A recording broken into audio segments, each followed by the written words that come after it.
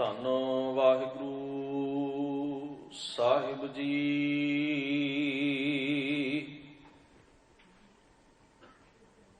ਇੱਕ ਓੰਕਾਰ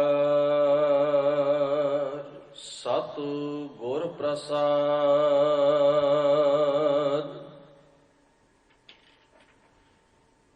ਰਾਮ ਕਲੀ ਮਹੱਲਾ ਪਹਿਲਾ ਦੱਖਣੀ। ਓੰਕਾਰ ਓੰਕਾਰ ਬ੍ਰਹਮਾ ਉਤਪਤ। ਓੰਕਾਰ ਕੀਆ ਜਿਨ ਚਿਤ। ਓੰਕਾਰ ਸੈਲ ਜੁਗ ਭਏ। ਓੰਕਾਰ ਵੇਦ ਨਿਰਮਏ। ਓੰਕਾਰ ਸ਼ਬਦ ਉਧਰੇ। ਓੰਕਾਰ ਗੁਰਮੁਖ ਤਰੇ। ਓ ਨਮ ਅੱਖਰ ਸੁਣੋ ਵਿਚਾਰ। ਓ ਨਮ ਅੱਖਰ ਤ੍ਰਿਭਵਨ ਸਾਰ। ਸੁਣ ਪਾਂਡੇ ਕਿਆ ਲਿਖੋ ਜੰਜਾਲਾ। ਲਿਖ ਰਾਮ ਨਾਮ ਗੁਰਮੁਖ ਗੋਪਾਲਾ। ਸੁਣ ਪਾਂਡੇ ਕਿਆ ਲਿਖੋ ਜੰਜਾਲਾ। ਲਿਖ ਰਾਮ ਨਾਮ ਗੁਰਮੁਖ ਗੋਪਾਲਾ। ਰਹਾਉ ਸਸੈ ਸਭ ਜਗ ਸਹਿਜ ਉਪਾਇਆ। ਤੀਨ ਭਵਨ ਇਕ ਜੋਤੀ। ਗੁਰਮੁਖ ਵਸਤ ਪ੍ਰਾਪਤ ਹੋਵੈ। ਚੁਣ ਲੈ ਮਾਣਕ ਮੋਤੀ। ਸਮਝੈ ਸੂਝੈ ਪੜ ਪੜ ਬੂਝੈ। ਅੰਤ ਨਿਰੰਤਰ ਸਾਚਾ। ਗੁਰਮੁਖ ਦੇਖੈ ਸਾਚ ਸੰਭਾਲੇ। ਬਿਨ ਸਾਚੇ ਜਗ ਕਾਚਾ। ਗੁਰਮੁਖ ਦੇਖੈ ਸਾਚ ਸੰਭਾਲੇ। ਬਿਨ ਸਾਚੇ ਜਗ ਕਾਚਾ। ਵਾਹਿਗੁਰੂ ਜੀ ਕਾ ਖਾਲਸਾ, ਵਾਹਿਗੁਰੂ ਜੀ ਕੀ ਫਤਿਹ। ਪਰਮ ਸਤਿਕਾਰਯੋਗ ਸਤਿਗੁਰੂ ਗੁਰੂ ਗ੍ਰੰਥ ਸਾਹਿਬ ਸੱਚੇ ਪਾਤਸ਼ਾਹ ਮਹਾਰਾਜ ਜੀ ਦੇ ਸਜੇ ਹੋਏ ਪਾਵਨ ਦਰਬਾਰ ਦੀਆਂ ਹਾਜ਼ਰੀਆਂ ਭਰਦਿਆਂ ਹੋਇਆਂ ਆਪ ਸਰਬੱਤ ਸੰਗਤ ਨੇ ਬੜੇ ਅਦਬ ਸਤਿਕਾਰ ਸਹਿਤ ਗੁਰੂ ਸਵਾਰਿਆਂ ਪਾਸੋਂ ਪਾਤਸ਼ਾਹ ਜੀ ਦੀ ਪਾਵਨ ਬਾਣੀ ਦਾ ਕੀਰਤਨ ਸ਼ਰਵਣ ਕੀਤਾ ਹੈ।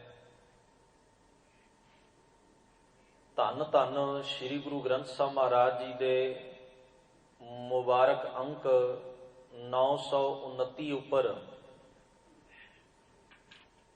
ਧੰਨ ਧੰਨ ਸਤਿਗੁਰੂ ਗੁਰੂ ਨਾਨਕ ਮਹਾਰਾਜ ਸੱਚੇ ਪਾਤਸ਼ਾਹ ਜੀ ਦੀ ਉਚਾਰਨ ਕੀਤੀ ਹੋਈ ਪਾਵਨ ਬਾਣੀ ਰਾਗ ਰਾਮਕਲੀ ਦੇ ਵਿੱਚ ਸੁਭਾਈਮਾਨ ਹੈ, ਦਰਜ ਹੈ, ਜਿਸ ਦਾ ਸਿਰਲੇਖ ਹੈ ਇੱਕ ਓੰਕਾਰ। ਉਹ ਅਕਾਲ ਪੁਰਖ ਵਾਹਿਗੁਰੂ ਇੱਕ ਹੈ, ਇੱਕ ਰਸ ਸਾਰੀ ਹੀ ਕਾਇਨਾਤ ਵਿੱਚ ਬ੍ਰਹਿਮੰਡ ਵਿੱਚ ਉਸ ਦੀ ਜੋਤ ਸੁਭਾਈਮਾਨ ਹੈ। ਸਤ ਉਹ ਸਦੀਵ ਕਾਲ ਰਹਿਣ ਵਾਲਾ ਹੈ, ਉਸ ਦੀ ਹੋਂਦ ਸਦਾ ਹੈ। ਸੰਸਾਰ ਦੀ ਹਰ ਚੀਜ਼ ਉਪਜਦੀ ਹੈ, ਸਮੇਂ ਦੇ ਨਾਲ ਪੁਰਾਣੀ ਹੁੰਦੀ, ਟੁੱਟਦੀ, ਕਿਰਦੀ, ਭੱਜਦੀ ਔਰ ਅਖੀਰ ਬਿਨਸ ਜਾਂਦੀ ਏ। ਪਰ ਅਕਾਲ ਪੁਰਖ ਵਾਹਿਗੁਰੂ ਦੀ ਹੋਂਦ ਤੇ ਹਸਤੀ ਸਦੀਵ ਕਾਲ ਇੱਕੋ ਜਿਹੀ ਹੈ। गुरु की रहमत बख्शिश ते किरपा के द्वारा उस अकाल पुरख वाहिगुरू की सोझी इंसान की सुरत मन नूं हुंदी है, तां ही इंसान गुरु के दरसाए मार्ग ते चलदियां होयां रब्बी जीवन जीव सकता है। रामकली महला पहला पहले पातशाह महाराज गुरु नानक साहब जी की ये पावन बाणी राग रामकली दे विच है और इस राग नूं रलाया गया है दखनी दे नाल। जदों आप 16 बाणी का पाठ करते हो उस विच सरलेख आउंदा है राग गौड़ी पूरबी। पूरबी एक किस्म है जिस विच गौड़ी राग नूं मिश्रित करके गाया जाता है। इसी तरह दखनी भी एक किस्म है जिस विच राग नूं मिश्रित करके रला के गाया जाता है। गुरु ग्रंथ साहब महाराज की बाणी विच जिवें मुख राग ने उवें कुछ मिश्रित रागां दा भी सतगुरु जी ने मिलान कीता है। सो इस मुबारक बाणी का नाम ओंकार है। दखनी का संबंध रामकली दे नाल है, मिश्रित राग है। बाणी का जो सरलेख है सतगुरु जी ने ओंकार दर्ज किया है, पर असीं आम बोल चाल दे अंदर इस बाणी नूं दखनी ओंकार ही कहिंदे आ, क्योंकि कुछ गल्लां ऐसियां ने जो साडी जुबान उपर बड़ियां पक्कियां चढ़ चुकियां ने। बाणी का नाम ओंकार है, दखनी का संबंध रामकली दे नाल है। गुरु ग्रंथ साहब जी की मुबारक बाणी पहली बाणी जो गुरु ग्रंथ साहब विच दर्ज है वह है जप, जिसनों आपां सत्कार सहित जप जी साहिब आखदे हैं। बाणी है आनंद, जिसनों आपां अदब नाल आनंद साहिब आखदे हैं। इवें सतगुरु जी ने बाणियां दे सिरलेख दर्ज कीते ने। बाणी है सुखमनी, जिसनों आपां सत्कार नाल सुखमनी साहब आखदे हैं।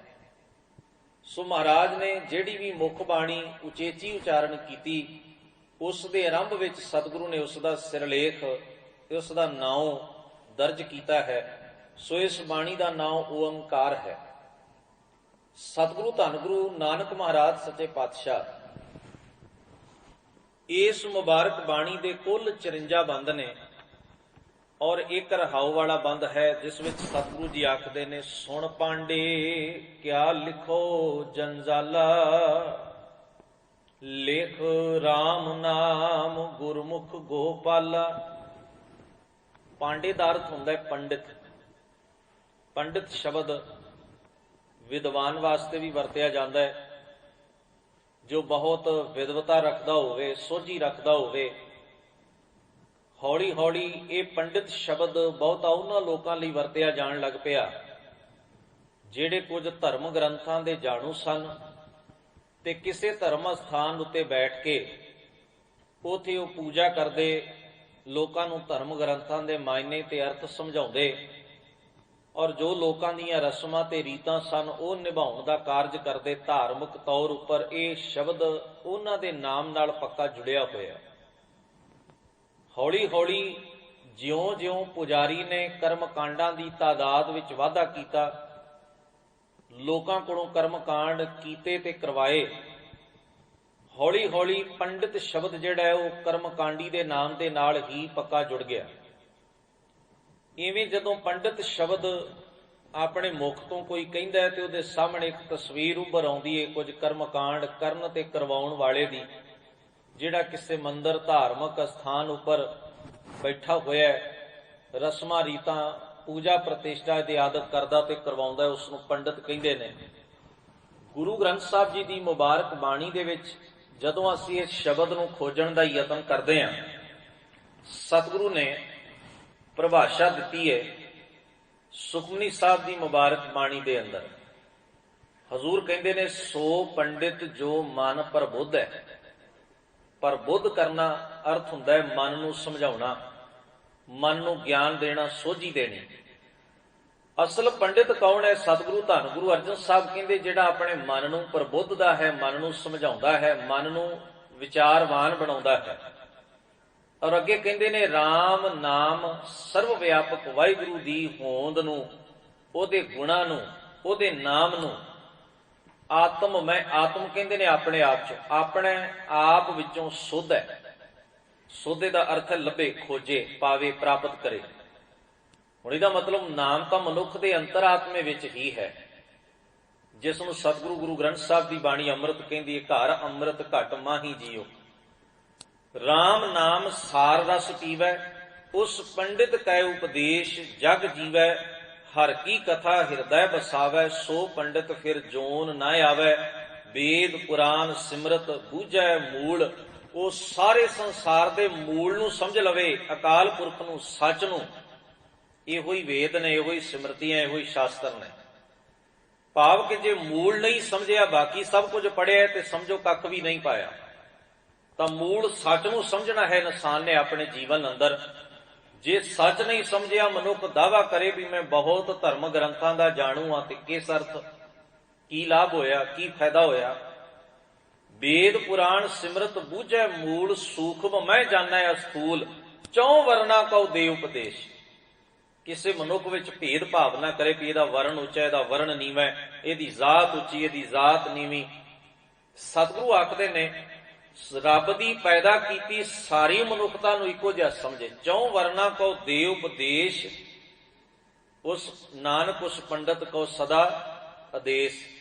ਆਦੇਸ਼ ਦਾ ਅਰਥ ਹੈ ਨਮਸਕਾਰ, ਸਤਿਕਾਰ ਹੈ, ਰਿਸਪੈਕਟ ਹੈ, ਅਦਬ ਹੈ ਐਸੇ ਪੰਡਤ ਦਾ ਜਿਹਦਾ ਜੀਵਨ ਇੰਨਾ ਉਚੇਰਾ ਹੋ ਜਾਏ, ਬਸ਼ਰਤੇ ਕਿ ਜੀਵਨ ਐਸਾ ਹੋਵੇ। ਹੁਣ ਸਤਿਗੁਰੂ ਨੇ ਪਰਿਭਾਸ਼ਾ ਬਾਣੀ ਦੇ ਅੰਦਰ ਦੇ ਦਿੱਤੀ ਹੈ, ਪਰ ਨਾਲ ਨਾਲ ਇੱਕ ਕਰਮਕਾਂਡੀ ਪੰਡਤ ਨੂੰ ਸਮਝਾਉਂਦਿਆਂ ਵੀ ਕਹੇ, ਸੁਣ ਪੰਡਿਤ ਕਰਮਾਕਾਰੀ। ਹੇ ਕਰਮਕਾਂਡ ਕਰਵਾਉਣ ਵਾਲੇ ਪੰਡਤ, ਧਿਆਨ ਨਾਲ ਸੁਣ। ਜਿੱਥੇ ਸਤਿਗੁਰੂ ਜੀ ਮੁਬਾਰਕ ਬਾਣੀ ਦੇ ਵਿੱਚ ਆਖਦੇ ਹਨ ਕਿ ਹੇ ਪੰਡਿਤ, ਆਪਣੇ ਜੀਵਨ ਦੇ ਕਰਮਕਾਂਡ ਤਿਆਗ, ਕਿਉਂਕਿ ਤੂੰ ਪਾਣੀ ਰਿੜਕ ਰਿਹਾ। ਪੰਡਿਤ ਦਹੀਂ ਬਿਲੋਈਐ ਭਾਈ, ਵਿੱਚੋਂ ਨਿਕਲੇ ਤੱਥ। ਜਲ ਮਥੀਐ ਜਲ ਦੇਖੀਐ ਭਾਈ, ਇਹ ਜਗ ਇਹਾ ਵਥ। ਤੋ ਅਫਸੋਸ ਦੀ ਬਾਤ ਇਹ ਹੈ ਵੀ ਸਤਿਗੁਰੂ ਸੱਚੇ ਪਾਤਸ਼ਾਹ ਜੀ ਦੀ ਮੁਬਾਰਕ ਬਾਣੀ ਦੀ ਕਸਵੱਟੀ ਮੁਤਾਬਕ ਅਸੀਂ ਸਾਰੇ ਜਗਤ ਦੇ ਮੂਲ ਸੱਚ, ਸਾਰੀ ਮਨੁੱਖਤਾ ਨੂੰ ਬਰਾਬਰਤਾ ਦਾ ਅਧਿਕਾਰ ਦੇਣ ਵਾਲੇ, ਸਮਝਣ ਵਾਲੇ ਔਰ ਆਪਣੇ ਜੀਵਨ ਦੇ ਅੰਦਰ ਰੱਬੀ ਗੁਣ ਵਸਾਉਣ ਵਾਲੇ ਪੰਡਿਤ ਨਾ ਬਣ ਸਕੇ। ਅਸੀਂ ਕਰਮਕਾਂਡੀ ਪੰਡਤਾਂ ਦੀ ਨਕਲ ਤਾਂ ਬਹੁਤ ਕੀਤੀ ਏ ਆਪਣੇ ਜੀਵਨ ਦੇ ਅੰਦਰ। ਜੋ ਕਰਮ ਪੰਡਤ ਕੋਲੋਂ ਰਹਿ ਗਏ ਉਹ ਅਸਾਂ ਕਰ ਛੱਡੇ ਨੇ। ਜਿਹੜੀਆਂ ਰਸਮਾਂ ਰੀਤਾਂ ਉਹ ਨਿਭਾਉਂਦਾ ਸੀ, ਥੋੜਾ ਜਿਹਾ ਲੇਬਲ ਬਦਲ ਕੇ ਅਸੀਂ ਵੀ ਉਹੋ ਹੀ ਨਿਭਾ ਲਈਆਂ ਨੇ। ਪਰ ਗੁਰੂ ਅਰਜਨ ਸਾਹਿਬ ਮਹਾਰਾਜ ਦੇ ਦੱਸੇ ਮੁਤਾਬਕ ਅਸੀਂ ਮਨ ਨੂੰ ਪ੍ਰਬੋਧਨ ਵਾਲੇ, ਰੱਬ ਦੇ ਨਾਮ ਨੂੰ ਆਪਣੇ ਜੀਵਨ ਦੇ ਵਿੱਚ ਦ੍ਰਿੜ ਕਰਨ ਵਾਲੇ, ਸਾਰੀ ਮਨੁੱਖਤਾ ਨਾਲ ਪਿਆਰ ਕਰਨ ਵਾਲੇ ਉਹ ਧਰਮੀ ਪੰਡਤ ਜਿਹੜੇ, ਜਿਸ ਦੀ ਪਰਿਭਾਸ਼ਾ ਗੁਰੂ ਅਰਜਨ ਸਾਹਿਬ ਸੁਖਮਨੀ ਸਾਹਿਬ ਦੀ ਮੁਬਾਰਕ ਬਾਣੀ ਵਿੱਚ ਦਿੰਦੇ ਨੇ, ਉਹ ਅਸੀਂ ਬਣਨ ਦਾ ਯਤਨ ਬਹੁਤ ਘੱਟ ਕਰਦੇ ਹਾਂ। ਇਸ ਬਾਣੀ ਦੇ ਪ੍ਰਥਾਏ ਕੋ ਥਾਨਕਾ ਵਿਦਵਾਨਾਂ ਨੇ ਲਿਖੀ ਹੈ। ਉਹ ਲਿਖਦੇ ਨੇ, ਜਦੋਂ ਪਹਿਲੀ ਪ੍ਰਚਾਰ ਫੇਰੀ ਤੋਂ ਸਤਿਗੁਰੂ ਗੁਰੂ ਨਾਨਕ ਮਹਾਰਾਜ ਸਿੰਗਲਾ ਦੀਪ ਤੋਂ ਵਾਪਸ ਆਏ, ਲੰਕਾ ਤੋਂ ਵਾਪਸ ਪਰਤਦਿਆਂ ਸਤਿਗੁਰੂ ਮਹਾਰਾਜ ਦਵਾਰਕਾ ਵੱਲ ਦੀ ਲੰਘਦਿਆਂ ਨਰਮਦਾ ਨਦੀ ਦੇ ਕੰਢੇ ਦੇ ਉੱਤੇ ਇੱਕ ਮੰਦਿਰ ਬਣਿਆ ਹੋਇਆ ਸੀ, ਜਿਸ ਨੂੰ ਓੰਕਾਰ ਦਾ ਮੰਦਿਰ ਕਹਿੰਦੇ ਸਨ। ਉਸ ਮੰਦਿਰ ਦੇ ਅੰਦਰ ਸ਼ਿਵ ਦੀ ਮੂਰਤੀ ਲੱਗੀ ਹੋਈ ਔਰ ਬੜਾ ਵੱਡਾ ਵਿਦਿਆਲਾ ਤੇ ਪਾਠਸ਼ਾਲਾ ਚੱਲਦੀ ਸੀ। ਉੱਥੇ ਜਿਹੜੇ ਵਿਦਵਾਨ ਧਰਮ ਗ੍ਰੰਥਾਂ ਦੇ ਜਾਣੂ ਪੰਡਤ ਸਨ, ਉਹ ਵਿਦਿਆਰਥੀਆਂ ਨੂੰ ਰੱਖ ਕੇ ਪੜ੍ਹਾਇਆ ਕਰਦੇ ਸਨ। ਜਿਵੇਂ ਡੇਰਿਆਂ ਦੇ ਜਾਂ ਹੋਰ ਧਾਰਮਿਕ ਅਦਾਰਿਆਂ ਦੇ ਵਿਦਿਆਲੇ ਚੱਲਦੇ ਨੇ, ਉਹਨਾਂ ਸਮਿਆਂ ਦੇ ਅੰਦਰ ਪੰਡਤ ਹੀ ਵਿਦਿਆ ਦੇ ਉੱਤੇ ਕਾਬਜ ਸੀ।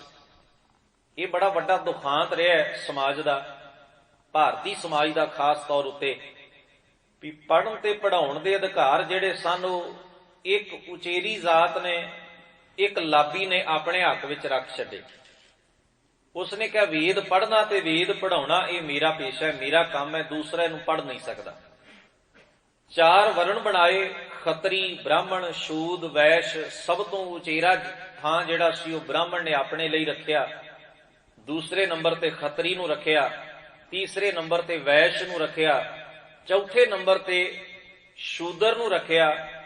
ਔਰ ਆਪਣੇ ਗ੍ਰੰਥਾਂ ਦੇ ਵਿੱਚ ਇਹ ਸਾਰਾ ਤਾਣਾ ਬਾਣਾ ਬੁਣ ਦਿੱਤਾ ਕਿ ਜਿਹੜਾ ਬ੍ਰਾਹਮਣ ਹੈ ਉਹ ਬ੍ਰਹਮਾ ਦੇ ਮੁਖ ਤੋਂ ਪੈਦਾ ਹੋਇਆ, ਇਸ ਕਰਕੇ ਉਹ ਬ੍ਰਾਹਮਣ ਹੈ।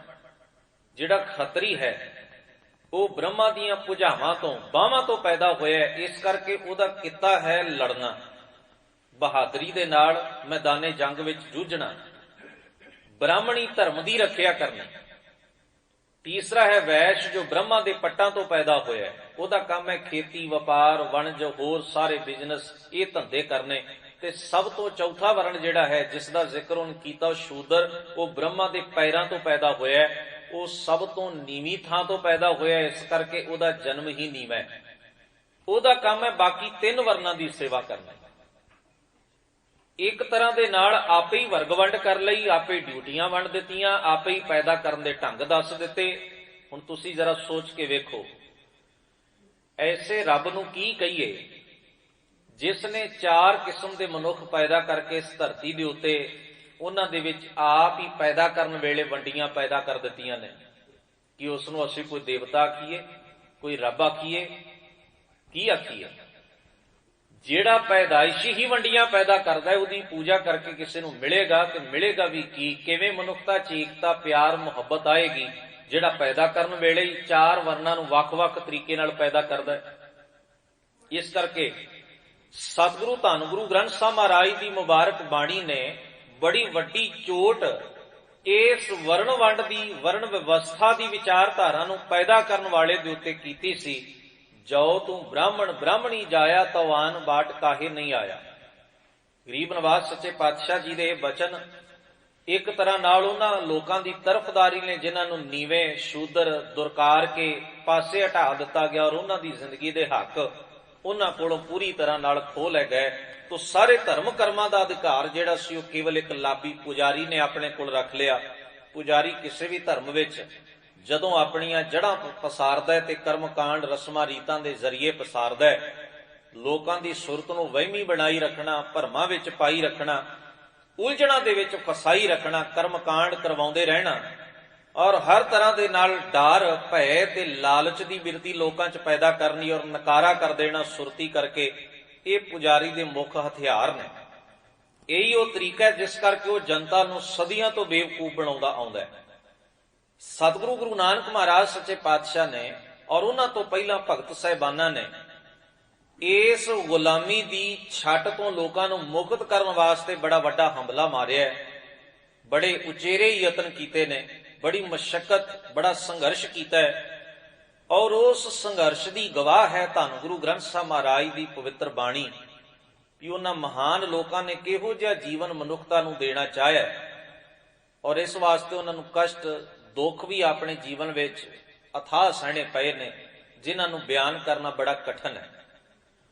ਸਤਿਗੁਰੂ ਧੰਨ ਗੁਰੂ ਨਾਨਕ ਮਹਾਰਾਜ ਸੱਚੇ ਪਾਤਸ਼ਾਹ ਜੀ ਦੇ ਘਰ ਦਾ ਤੁਸੀਂ ਇਤਿਹਾਸ ਪੜ੍ਹ ਕੇ ਵੇਖੋ। ਇੱਕ ਪਾਸੇ ਇੱਕ ਜ਼ਾਲਮ ਧਿਰ ਖੜੀ ਹੋਏਗੀ ਜਿਹੜੀ ਉਹਨਾਂ ਨੂੰ ਸ਼ਹੀਦ ਕਰਨ ਵਾਸਤੇ ਜਾਂ ਦੁੱਖ ਦੇਣ ਵਾਸਤੇ ਆਪਣੀ ਸਾਰੀ ਤਾਕਤ ਝੋਂਕਦੀ ਏ, ਪਰ ਤੁਸੀਂ ਹਰ ਜਗ੍ਹਾ ਤੇ ਇੱਕ ਪੁਜਾਰੀ ਖੜਾ ਜ਼ਰੂਰ ਵੇਖੋਗੇ ਜਿਹੜਾ ਫੈਸਲੇ ਦਿੰਦਾ ਹੈ, ਜਿਹੜਾ ਫਤਵੇ ਦਿੰਦਾ ਹੈ, ਭਾਵੇਂ ਉਹ ਕਾਜ਼ੀ ਦੇ ਰੂਪ ਵਿੱਚ ਹੋਏ, ਚਾਹੇ ਉਹ ਕਿਸੇ ਹੋਰ ਰੂਪ ਵਿੱਚ ਹੋਏ, ਪਰ ਫੈਸਲੇ ਤੇ ਫਤਵੇ ਕਾਜ਼ੀ ਦੇ ਰਿਹਾ, ਅਮਲ ਉਹਦੇ ਤੇ ਰਾਜਨੀਤੀ ਕਰ ਰਹੀ ਹੈ। ਇਹ ਸਾਰੇ ਇਤਿਹਾਸ ਵਿੱਚ ਹੀ ਕਿਧਰੇ ਨਾ ਕਿਧਰੇ ਤੁਹਾਨੂੰ ਜ਼ਿਕਰ ਸਾਰੇ ਪਾਸੇ ਮਿਲ ਜਾਏਗਾ। ਔਰ ਸਿੱਖ ਸ਼ਹੀਦਾਂ ਦਾ ਖਾਸ ਤੌਰ ਤੇ ਜਦੋਂ ਤੁਸੀਂ ਜ਼ਿਕਰ ਪੜ੍ਹੋ ਤਾਂ ਉਸ ਵਿੱਚ ਤਾਂ ਇਹਨਾਂ ਦਾ ਜ਼ਿਕਰ ਉਚੇਚਾ ਹੀ ਆਉਂਦਾ ਹੈ, ਵੱਖਰੇ ਢੰਗ ਨਾਲ ਆਉਂਦਾ ਹੈ। ਸੋ ਕੋਈ ਸ਼ੱਕ ਨਹੀਂ ਰਹਿ ਜਾਂਦਾ ਵੀ ਸਤਿਗੁਰੂ ਗੁਰੂ ਨਾਨਕ ਮਹਾਰਾਜ ਸੱਚੇ ਪਾਤਸ਼ਾਹ ਦੇ ਰਾਹ ਦੇ ਪਾਂਧੀਆਂ ਨੂੰ ਖਤਮ ਕਰਨ ਵਾਸਤੇ, ਉਹਨਾਂ ਨੂੰ ਬਿਲੇ ਲਾਉਣ ਵਾਸਤੇ, ਉਹਨਾਂ ਦਾ ਦਮ ਘੁੱਟਣ ਵਾਸਤੇ ਔਰ ਉਹਨਾਂ ਦੀ ਹੋਂਦ ਨੂੰ ਖਤਮ ਕਰ ਦੇਣ ਲਈ, ਨਸ਼ਟ ਕਰ ਦੇਣ ਲਈ ਕਿਵੇਂ ਇਹ ਦੋਵੇਂ ਲਾਬੀਆਂ ਸਦੀਆਂ ਤੋਂ ਪੱਬਾਂ ਭਾ ਰਹੀਆਂ ਨੇ, ਪੁਜਾਰੀ ਵੀ ਔਰ ਰਾਜਨੇਤਾ ਵੀ।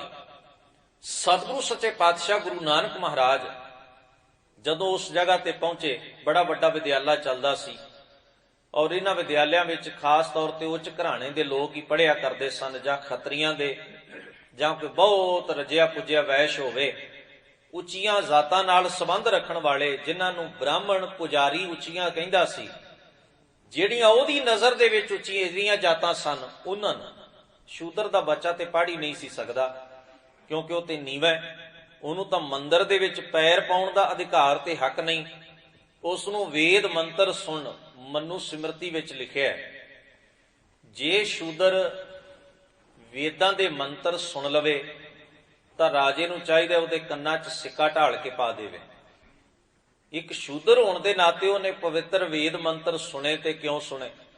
ਜੇ ਉਹ ਜ਼ਬਾਨ ਨਾਲ ਵੇਦ ਮੰਤਰ ਪੜ੍ਹਦਾ ਹੋਇਆ ਫੜਿਆ ਜਾਏ ਤਾਂ ਉਹਦੀ ਜ਼ਬਾਨ ਕੱਟ ਦੇਣੀ ਚਾਹੀਦੀ ਹੈ, ਕਿਉਂਕਿ ਉਹਨੇ ਆਪਣੀ ਅਪਵਿੱਤਰ ਜ਼ਬਾਨ ਤੋਂ ਪਵਿੱਤਰ ਵੇਦਾਂ ਦੇ ਮੰਤਰਾਂ ਨੂੰ ਉਚਾਰਨ ਕੀਤਾ। ਇਹ ਜ਼ੁਲਮ ਨਹੀਂ ਧਰਮ ਦੇ ਨਾਂ ਤੇ ਹੋਰ ਕੀ ਹੈ? ਇਹ ਅਤਿਆਚਾਰ ਨਹੀਂ ਧਰਮ ਦੇ ਨਾਂ ਤੇ ਹੋਰ ਕੀ ਹੈ? ਜ਼ਰਾ ਗੌਰ ਕਰਨਾ। ਪਰ ਲੋਕ ਇਹਨੂੰ ਵੀ ਮਰਿਆਦਾ ਮੰਨ ਰਹੇ ਸਨ। ਜਿਵੇਂ ਅੱਜ ਅਸੀਂ ਕਈ ਥੋਥੀਆਂ ਜਿਹੀਆਂ ਗੱਲਾਂ ਨੂੰ ਚੁੱਕੀ ਫਿਰਦੇ ਆ ਨਾ ਤੇ ਮਰਿਆਦਾ ਕਹਿੰਦੇ ਆ। ਵੇਖੋ, ਇਹੋ ਜਿਹੇ ਭਿਅੰਕਰ ਤਰੀਕਿਆਂ ਨੂੰ ਵੀ ਲੋਕ ਮਰਿਆਦਾ ਮੰਨਦੇ ਸਨ ਕਿਸੇ ਵੇਲੇ, ਕਿਉਂਕਿ ਜਿਉਂ-ਜਿਉਂ ਬੋਝ ਪੈਂਦਾ ਜਾਏ, ਪੁਜਾਰੀ ਸਹਿੰਦਾ ਬੋਝ ਲੋਕਾਂ ਤੇ ਪਾਈ ਜਾਂਦਾ ਹੈ। ਲੋਕ ਜਦੋਂ ਆਦਤ ਬਣ ਜਾਂਦੀ ਹੈ ਫਿਰ ਲੋਕਾਂ ਨੂੰ ਲੱਗਦਾ ਹੈ ਤਾਂ ਮਰਿਆਦਾ ਹੋਏਗੀ। ਤਾਂ ਕਈ ਵਾਰ ਜਿਨ੍ਹਾਂ ਗੱਲਾਂ ਦਾ ਸਾਡੇ ਜੀਵਨ ਵਿੱਚ ਕੋਈ ਰੋਲ ਮਹੱਤਵ ਨਹੀਂ ਹੁੰਦਾ, ਜਿਹੜੀਆਂ ਚੀਜ਼ਾਂ ਸਾਡੇ ਜੀਵਨ ਨੂੰ ਤਬਾਹ ਕਰਨ ਵਾਲੀਆਂ ਹੁੰਦੀਆਂ ਨੇ, ਹੌਲੀ ਹੌਲੀ ਅਸੀਂ ਉਹਨਾਂ ਨੂੰ ਹੀ ਮਰਿਆਦਾ ਬਣਾ ਕੇ ਬੈਠ ਜਾਂਦੇ ਹਾਂ, ਕਿਉਂਕਿ ਸਾਨੂੰ ਸਮਝਾਇਆ ਹੀ ਇਹੋ ਕੁਝ ਜਾਂਦਾ ਹੈ, ਸਿਖਾਇਆ ਹੀ ਇਹੋ ਕੁਝ ਜਾਂਦਾ ਹੈ। ਹੌਲੀ ਹੌਲੀ ਸਮਾਂ ਪਾ ਕੇ ਉਹ ਗਲਤ ਚੀਜ਼ਾਂ ਸਾਡੇ ਜੀਵਨ ਦਾ ਐਸਾ ਹਿੱਸਾ ਬਣਦੀਆਂ ਨੇ ਵੀ ਮਗਰੋਂ ਜਿਹੜਾ ਵੀ ਆਖੇਗਾ ਇਹ ਗਲਤ ਹੈ, ਉਹ ਸਾਡੇ ਗੁੱਸੇ ਦਾ, ਸਾਡੇ ਕ੍ਰੋਧ ਦਾ ਪਾਤਰ ਬਣੇਗਾ। ਉਸ ਨਾਲ ਅਸੀਂ ਬਹੁਤ ਬੁਰੇ ਢੰਗ ਨਾਲ ਪੇਸ਼ ਆਵਾਂਗੇ, ਭਾਵੇਂ ਕਿ ਉਹ ਗੱਲ ਸਾਡੇ ਭਲੇ ਦੀ ਹੀ ਕਰ ਰਿਹਾ ਹੋਵੇ। ਇਹ ਸਮਾਜ ਦੀ ਸ਼ੁਰੂ ਤੋਂ ਹੀ ਹਾਲਤ ਐਸੀ ਰਹੀ ਹੈ ਤੇ ਅੱਜ ਵੀ ਐਸੀ ਹੈ। ਗੁਰੂ ਗ੍ਰੰਥ ਸਾਹਿਬ ਮਹਾਰਾਜ ਦੀ ਮੁਬਾਰਕ ਬਾਣੀ ਸਿਧਾਂਤ, ਆਪਣੇ ਗੁਰੂ ਸਾਹਿਬਾਨ ਦੇ ਜੀਵਨ ਦੀ ਬਾਤ ਨਵੇਕਲੇ, ਵਿਲੱਖਣ ਔਰ ਸੋਧੇ ਹੋਏ ਰੂਪ ਵਿੱਚ ਜਿਹੜਾ ਕਰੇਗਾ ਉਹ ਸਾਡੇ ਗੁੱਸੇ ਦਾ ਪਾਤਰ ਬਣੇਗਾ। ਤੇ ਜਿਹੜਾ ਜਿੰਨੇ ਵਹਿਮ ਫੈਲਾ ਜਾਏ ਉਨੀ ਉਹਦੀ ਪੂਜਾ, ਸਤਿਕਾਰ, ਮਾਣ ਸਮਾਜ ਵਿੱਚ ਜ਼ਿਆਦਾ ਹੁੰਦਾ ਹੈ। ਇਹਦੇ ਤੋਂ ਇੱਕ ਅੰਦਾਜ਼ਾ ਤੇ ਲੱਗ ਜਾਂਦਾ ਹੈ ਵੀ ਲੋਕ ਕਿੱਥੇ ਖੜੇ ਨੇ, ਲੋਕਾਂ ਦੀ ਸੋਚ ਕਿੱਥੇ ਖੜੀ ਹੈ। ਕਿਉਂਕਿ ਜਿਸ ਤਰ੍ਹਾਂ ਦੇ ਲੋਕ ਬਣਾ ਦਿੱਤੇ ਗਏ ਉਸੇ ਹੀ ਗੱਲ ਨੂੰ ਉਹ ਫੋਲੋ ਕਰਨਗੇ, ਮੰਨਣਗੇ। ਤਾਂ ਜਿੰਨਾ ਕੋਈ ਵਹਿਮ ਦੱਸੇ, ਲੋਕ ਸਮਝਦੇ ਨੇ ਬੜਾ ਪਹੁੰਚਿਆ ਹੋਇਆ ਬੰਦਾ ਹੈ, ਬੜਾ ਜਾਣਦਾ ਹੈ ਵੀ ਅਧਿਆਤਮਕ ਮਾਰਗ ਬਾਰੇ, ਇਹਨੂੰ ਬੜੀ ਬ੍ਰਹਮ ਗਿਆਨ ਦੀ ਸੋਝੀ ਹੈ, ਰੱਬ ਨਾਲ ਜੁੜਿਆ ਹੋਇਆ ਹੈ, ਇਸ ਕਰਕੇ ਐਸੀਆਂ ਗੱਲਾਂ ਕਰਦਾ ਹੈ। ਪਰ ਜੇ ਕੋਈ ਬਾਣੀ ਨੂੰ ਜਾਣਨ ਵਾਲਾ ਇਹ ਗੱਲ ਕਹਿ ਦੇਵੇ ਵੀ ਨਹੀਂ ਇਹ ਤੇ ਫੈਲਾ ਰਿਹਾ ਭਰਮ, ਇਹ ਤਾਂ ਵਹਿਮ ਨੇ, ਇਹ ਅੰਧ ਵਿਸ਼ਵਾਸ ਹੈ, ਤਾਂ ਸਾਨੂੰ ਇਵੇਂ ਲੱਗਦਾ ਹੈ ਜਿਵੇਂ ਬਹੁਤ ਵੱਡੀ ਕਿਸੇ ਨੇ ਸਾਡੀ ਸ਼ਰਧਾ ਨੂੰ ਸੱਟ ਮਾਰ ਦਿੱਤੀ ਹੋਵੇ। ਅੰਧ ਵਿਸ਼ਵਾਸ ਦੇ ਟੁੱਟਣ ਨੂੰ ਵੀ ਕਈ ਵਾਰ ਅਸੀਂ ਸ਼ਰਧਾ ਨੂੰ ਤੋੜਨਾ ਕਹਿੰਦੇ ਹਾਂ। ਦੋਵਾਂ ਵਿੱਚ ਫਰਕ ਸਮਝ ਲੈਣਾ।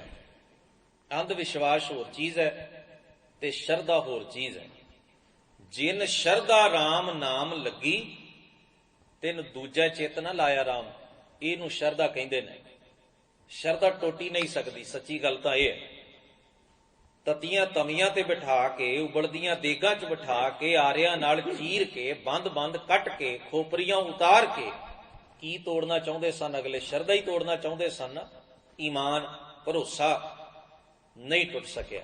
ਜਿਨ੍ਹਾਂ ਦੀ ਟੁੱਟ ਜਾਂਦੀ ਹੈ ਸਮਝੋ ਅੰਧ ਵਿਸ਼ਵਾਸ ਹੀ ਸੀ, ਅਗਿਆਨਤਾ ਹੀ ਸੀ ਜਿਹੜੀ ਟੁੱਟ ਗਈ ਹੈ। ਅਕਸਰ ਲੋਕ ਕਹਿੰਦੇ ਨੇ ਵੇਖੋ ਜੀ ਫਲਾਣੇ ਨੇ ਗੱਲ ਕੀਤੀ, ਮੇਰੀ ਸ਼ਰਧਾ ਤੋੜ ਕੇ ਰੱਖ ਦਿੱਤੀ। ਮੈਂ ਕਹਿੰਦਾ ਜੁੜੀ ਕਦੋਂ ਸੀ?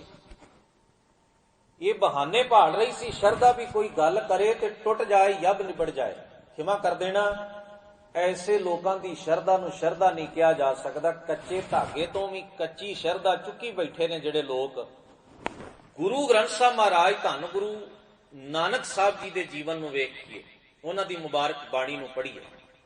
ਲੋਕਾਂ ਨੇ ਕਿੰਨੇ ਆਪ ਸ਼ਬਦ ਉਹਨਾਂ ਨੂੰ ਕਹੇ, ਉਹਨਾਂ ਦਾ ਭਰੋਸਾ ਸੱਚਾ ਹੈ ਅਕਾਲ ਪੁਰਖ ਵਾਹਿਗੁਰੂ ਉੱਤੇ ਟੁੱਟਿਆ ਨਹੀਂ ਟੁੱਟਿਆ। ਅੱਜ ਸਿੱਖ ਦਾ ਟੁੱਟ ਜਾਂਦਾ, ਗੱਲ ਕਰੋ ਤੇ ਟੁੱਟ ਜਾਂਦਾ, ਸਮਝਾਓ ਤੇ ਟੁੱਟ ਜਾਂਦਾ ਹੈ। ਟੁੱਟ ਜਾਂਦਾ ਇਹਦਾ ਮਤਲਬ ਹੈ ਹੀ ਕੱਖ ਨਹੀਂ, ਬਾਹਰੋਂ ਵਿਖਾਵਾ ਹੀ ਸੀ। ਕਿਸੇ ਨੇ ਮਾੜੀ ਜਿਹੀ ਘੁੰਤਰ ਛੇੜੀ ਤੇ ਟੁੱਟ ਗਿਆ। ਸ਼ਰਧਾ ਦਾ ਅਰਥ ਹੋਰ ਹੈ। ਸ਼ਰਧਾ ਦਾ ਅਰਥ ਹੈ ਪੱਕਾ ਭਰੋਸਾ, ਈਮਾਨ, ਵਿਸ਼ਵਾਸ। ਤੇ ਅੰਧ ਵਿਸ਼ਵਾਸ ਹੈ ਜਿਹੜਾ ਕੇਵਲ ਖਾਲੀ ਓਪਰਾ ਜਿਹਾ ਇੱਕ ਭੁਲੇਖਾ ਬਣਿਆ ਹੋਇਆ, ਸੱਚੀ ਗੱਲ ਕੋਈ ਨਹੀਂ। ਸੋ ਅੰਧ ਵਿਸ਼ਵਾਸ ਨੂੰ ਗੁਰਮਤ ਨੇ ਤੋੜਨਾ ਹੀ ਤੋੜਨਾ, ਤਾਂ ਹੀ ਅਸੀਂ ਬੰਦੇ ਬਣਾਂਗੇ। ਤੇ ਸ਼ਰਧਾ ਪਕੇਰੀ ਕਰਨੀ ਹੈ ਗੁਰਮਤ ਨੇ, ਤੇ ਸ਼ਰਧਾ ਵੀ ਸੱਚ ਉੱਤੇ, ਰੱਬ ਉੱਤੇ ਕਰਨੀ ਹੈ, ਝੂਠ ਉੱਤੇ ਨਹੀਂ। ਇਸ ਕਰਕੇ ਗੁਰੂ ਗ੍ਰੰਥ ਸਾਹਿਬ ਜੀ ਦੀ ਮੁਬਾਰਕ ਬਾਣੀ ਦੇ ਵਿੱਚ ਆਖਿਆ, ਜਹਾਂ ਗਿਆਨ ਤੈ ਧਰਮ ਹੈ। ਜਿੱਥੇ ਗੁਰੂ ਦੀ ਮੱਤ, ਗਿਆਨ ਦਾ ਅਰਥ ਦਿਮਾਗੀ ਘੁੰਤਰਬਾਜ਼ੀ ਨਹੀਂ, ਦਿਮਾਗ ਗਿਆਨ ਦਾ ਅਰਥ ਹੈ ਗੁਰੂ ਦੀ ਮੱਤ ਨੂੰ ਕਮਾ ਕੇ ਵਿਵੇਕਸ਼ੀਲ ਹੋਇਆ ਜੀਵਨ। ਜਿਨ੍ਹਾਂ ਦੇ ਪੱਲੇ ਇਹ ਗੁਰੂ ਦੀ ਮੱਤ ਹੈ, ਗੁਰੂ ਦਾ ਗਿਆਨ ਹੈ, ਉਹਨਾਂ ਦੇ ਜੀਵਨ 'ਚ ਧਰਮ ਹੈ। ਉਹ ਧਰਮ ਫਿਰ ਨਾ ਟੁੱਟਦਾ, ਨਾ ਖੋਇਆ ਜਾ ਸਕਦਾ, ਨਾ ਉਹਨਾਂ ਦੇ ਕੋਲੋਂ ਉਸ ਧਰਮ ਤੋਂ ਉਹਨਾਂ ਨੂੰ ਵੱਖ ਕੀਤਾ ਜਾ ਸਕਦਾ। ਸੋ ਕੁਝ ਐਸੀ ਵਿਚਾਰ ਹੈ ਗੁਰੂ ਗ੍ਰੰਥ ਸਾਹਿਬ ਮਹਾਰਾਜ ਦੀ ਮੁਬਾਰਕ ਬਾਣੀ ਦੀ।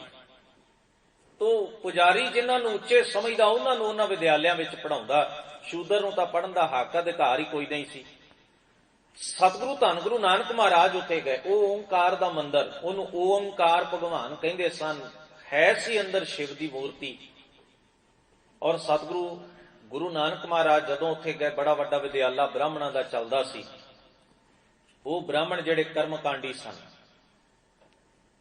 ਜਿਹੜੇ ਆਪ ਕਰਮਕਾਂਡਾਂ ਦੀ ਜਿਲਣ ਵਿੱਚ ਫਸੇ ਹੋਏ ਤੇ ਆਪਣੇ ਵਿਦਿਆਰਥੀਆਂ ਨੂੰ ਵੀ ਉਹ ਕੁਝ ਹੀ ਪੜ੍ਹਾ ਰਹੇ। ਸ਼ਾਸਤਰਾਂ ਦੇ ਭੇਦ, ਸਿਮਰਤੀਆਂ ਦੇ ਫਰਕ, ਯੱਗ ਹੋਮ ਤੇ ਬਲੀਆਂ ਦੇ ਨੇਮ, ਉਹ ਵਿਚਾਰਧਾਰਾ ਉਹਨਾਂ ਦੇ ਦਿਮਾਗ ਵਿੱਚ ਦਿਨ ਰਾਤ ਮੰਤਰਾਂ ਦੇ ਰਾਹੀਂ, ਹੋਰ ਚੀਜ਼ਾਂ ਦੇ ਰਾਹੀਂ ਭਰੀ ਜਾ ਰਹੀ ਸੀ। ਸਤਿਗੁਰੂ ਗੁਰੂ ਨਾਨਕ ਮਹਾਰਾਜ ਉੱਥੇ ਪਹੁੰਚੇ ਤੇ ਸਤਿਗੁਰੂ ਉਹਨਾਂ ਪੰਡਤਾਂ ਨਾਲ ਵਿਚਾਰ ਕਰਦੇ ਨੇ। ਉਥਾਨਕਾ ਵਾਲੇ ਸਾਖੀਕਾਰ ਲਿਖਦੇ ਨੇ, ਉਹਨਾਂ ਨੇ ਕਿਹਾ ਜੀ ਇਹ ਓਂਕਾਰ ਭਗਵਾਨ ਦਾ ਮੰਦਰ ਹੈ। ਸਤਿਗੁਰੂ ਮਹਾਰਾਜ ਉਹਨਾਂ ਨੂੰ ਕਹਿੰਦੇ ਨੇ, ਪੰਡਤ ਜੀ ਤੁਸੀਂ ਬੜੇ ਵਿਦਵਾਨ ਹੋ, ਧਰਮ ਗ੍ਰੰਥ ਪੜ੍ਹਨ ਵਾਲੇ ਹੋ, ਤੇ ਸਾਰੀ ਉਮਰ ਤੁਹਾਡੀ ਧਰਮ ਦੇ ਵਿਸ਼ੇ ਦੇ ਉੱਤੇ ਅਭਿਆਸ ਕਰਦਿਆਂ ਵੱਖ-ਵੱਖ ਤਰੀਕੇ ਨਾਲ ਲੰਘ ਜਾਂਦੀ ਏ। ਪਰ ਇੱਕ ਗੱਲ ਹੈ, ਜਦੋਂ ਇਨਸਾਨ ਕੁਝ ਖਿਆਲਾਂ ਦਾ ਕੈਦੀ ਬਣ ਕੇ ਰਹਿ ਜਾਏ ਜਾਂ ਕੁਝ ਅੱਖਰਾਂ ਤੇ ਮੰਤਰਾਂ ਦਾ ਕੈਦੀ ਬਣ ਕੇ ਰਹਿ ਜਾਏ, ਉਹਦੀ ਸੋਚਣੀ ਅਪਾਹਜ ਹੋ ਜਾਂਦੀ ਹੈ। ਉਹ ਫਿਰ ਬਾਹਰ ਨਹੀਂ ਸੋਚਦਾ। ਖੂਹ ਦੇ ਡੱਡੂ ਵਾਂਗ ਉਹਨਾਂ ਕੀ ਸੰਸਾਰ ਉਹਦੇ ਵਾਸਤੇ ਹੁੰਦਾ ਹੈ, ਬਾਹਰ ਦੀ ਦੁਨੀਆ ਉਹਦੇ ਵਾਸਤੇ ਹੁੰਦੀ ਨਹੀਂ। ਗੁਰੂ ਨਾਨਕ ਮਹਾਰਾਜ ਉਹਨਾਂ ਨੂੰ ਪੁੱਛਦੇ ਨੇ। ਸਤਿਗੁਰੂ ਕਹਿਣ ਲੱਗੇ ਓਂਕਾਰ ਦਾ ਅਰਥ ਤੇ ਪ੍ਰਮਾਤਮਾ ਹੈ। ਕੀ ਪ੍ਰਮਾਤਮਾ ਨੂੰ ਇੱਕ ਮੂਰਤੀ ਦੇ ਰੂਪ ਵਿੱਚ ਥਾਪਿਆ, ਬਣਾਇਆ, ਘੜਿਆ, ਸਵਾਰਿਆ ਜਾ ਸਕਦਾ ਹੈ? ਉਹ ਵੀ ਆਪਾਂ ਘੜ ਸਕਦੇ ਹਾਂ। ਦੂਸਰਾ ਪ੍ਰਸ਼ਨ ਗੁਰੂ ਨਾਨਕ ਮਹਾਰਾਜ ਉਹਨਾਂ ਨੂੰ ਕਰਦੇ ਨੇ, ਪੰਡਤ ਜੀ ਇਹਨਾਂ ਬੱਚਿਆਂ ਨੂੰ ਵੀ ਤੁਸੀਂ ਉਹ ਕੁਝ ਪੜ੍ਹਾਉਂਦੇ ਹੋ, ਉਹੀ ਸ਼ਾਸਤਰਾਂ ਦੇ ਪਾਠ, ਉਹੀ ਸਿਮਰਤੀਆਂ ਦੇ ਅਧਿਆਏ, ਉਹੀ ਹੋਮ ਯੱਗ ਤੇ ਬਲੀਆਂ ਦੇ ਨੇਮ ਨਿਯਮ, ਭਾਵ ਜੈਸੇ ਤੁਸੀਂ ਆਪ ਹੋ ਵੈਸੀ ਵਿਦਵਤਾ ਇਹਨਾਂ ਦੇ ਦਿਮਾਗ ਵਿੱਚ ਭਰ ਰਹੇ ਹੋ। ਪੰਡਤ ਜੀ ਜਦੋਂ ਤੁਸੀਂ ਇਹਨਾਂ ਬੱਚਿਆਂ ਨੂੰ ਪੱਟੀ ਪੜ੍ਹਾਉਂਦੇ ਹੋ, ਅੱਖਰ ਪੜ੍ਹਾਉਂਦੇ ਹੋ, ਮੁਹਾਰਨੀਆਂ ਪੜ੍ਹਾਉਂਦੇ ਹੋ, ਸਭ ਤੋਂ ਪਹਿਲਾਂ ਉਸ ਪੱਟੀ ਦੇ ਉੱਤੇ ਇੱਕ ਸ਼ਬਦ ਲਿਖਦੇ ਹੋ, ਓਮ ਨਮः। ਓਮ ਕਹਿੰਦੇ ਨੇ ਪਰਮਾਤਮਾ ਨੂੰ, ਅਕਾਲ ਪੁਰਖ ਨੂੰ, ਨਮः ਕਹਿੰਦੇ ਨੇ ਨਮਸਕਾਰ। ਇਹ ਸ਼ਬਦ ਲਿਖਦੇ ਸਨ ਉਹ ਪੱਟੀ ਦੇ ਉੱਤੇ, ਓਮ ਨਮः। ਉਸ ਪ੍ਰਮਾਤਮਾ ਨੂੰ ਨਮਸਕਾਰ ਹੈ, ਪਰ ਉਸ ਪ੍ਰਮਾਤਮਾ ਦੀ ਇੱਕ ਮੂਰਤੀ ਬਣਾ ਕੇ ਉਹਦੀ ਪੂਜਾ ਹੋ ਰਹੀ ਹੈ ਤੇ ਸ਼ਬਦ ਪੱਟੀ ਉੱਤੇ ਲਿਖਿਆ ਜਾਂਦਾ ਹੈ ਓਮ ਨਮः।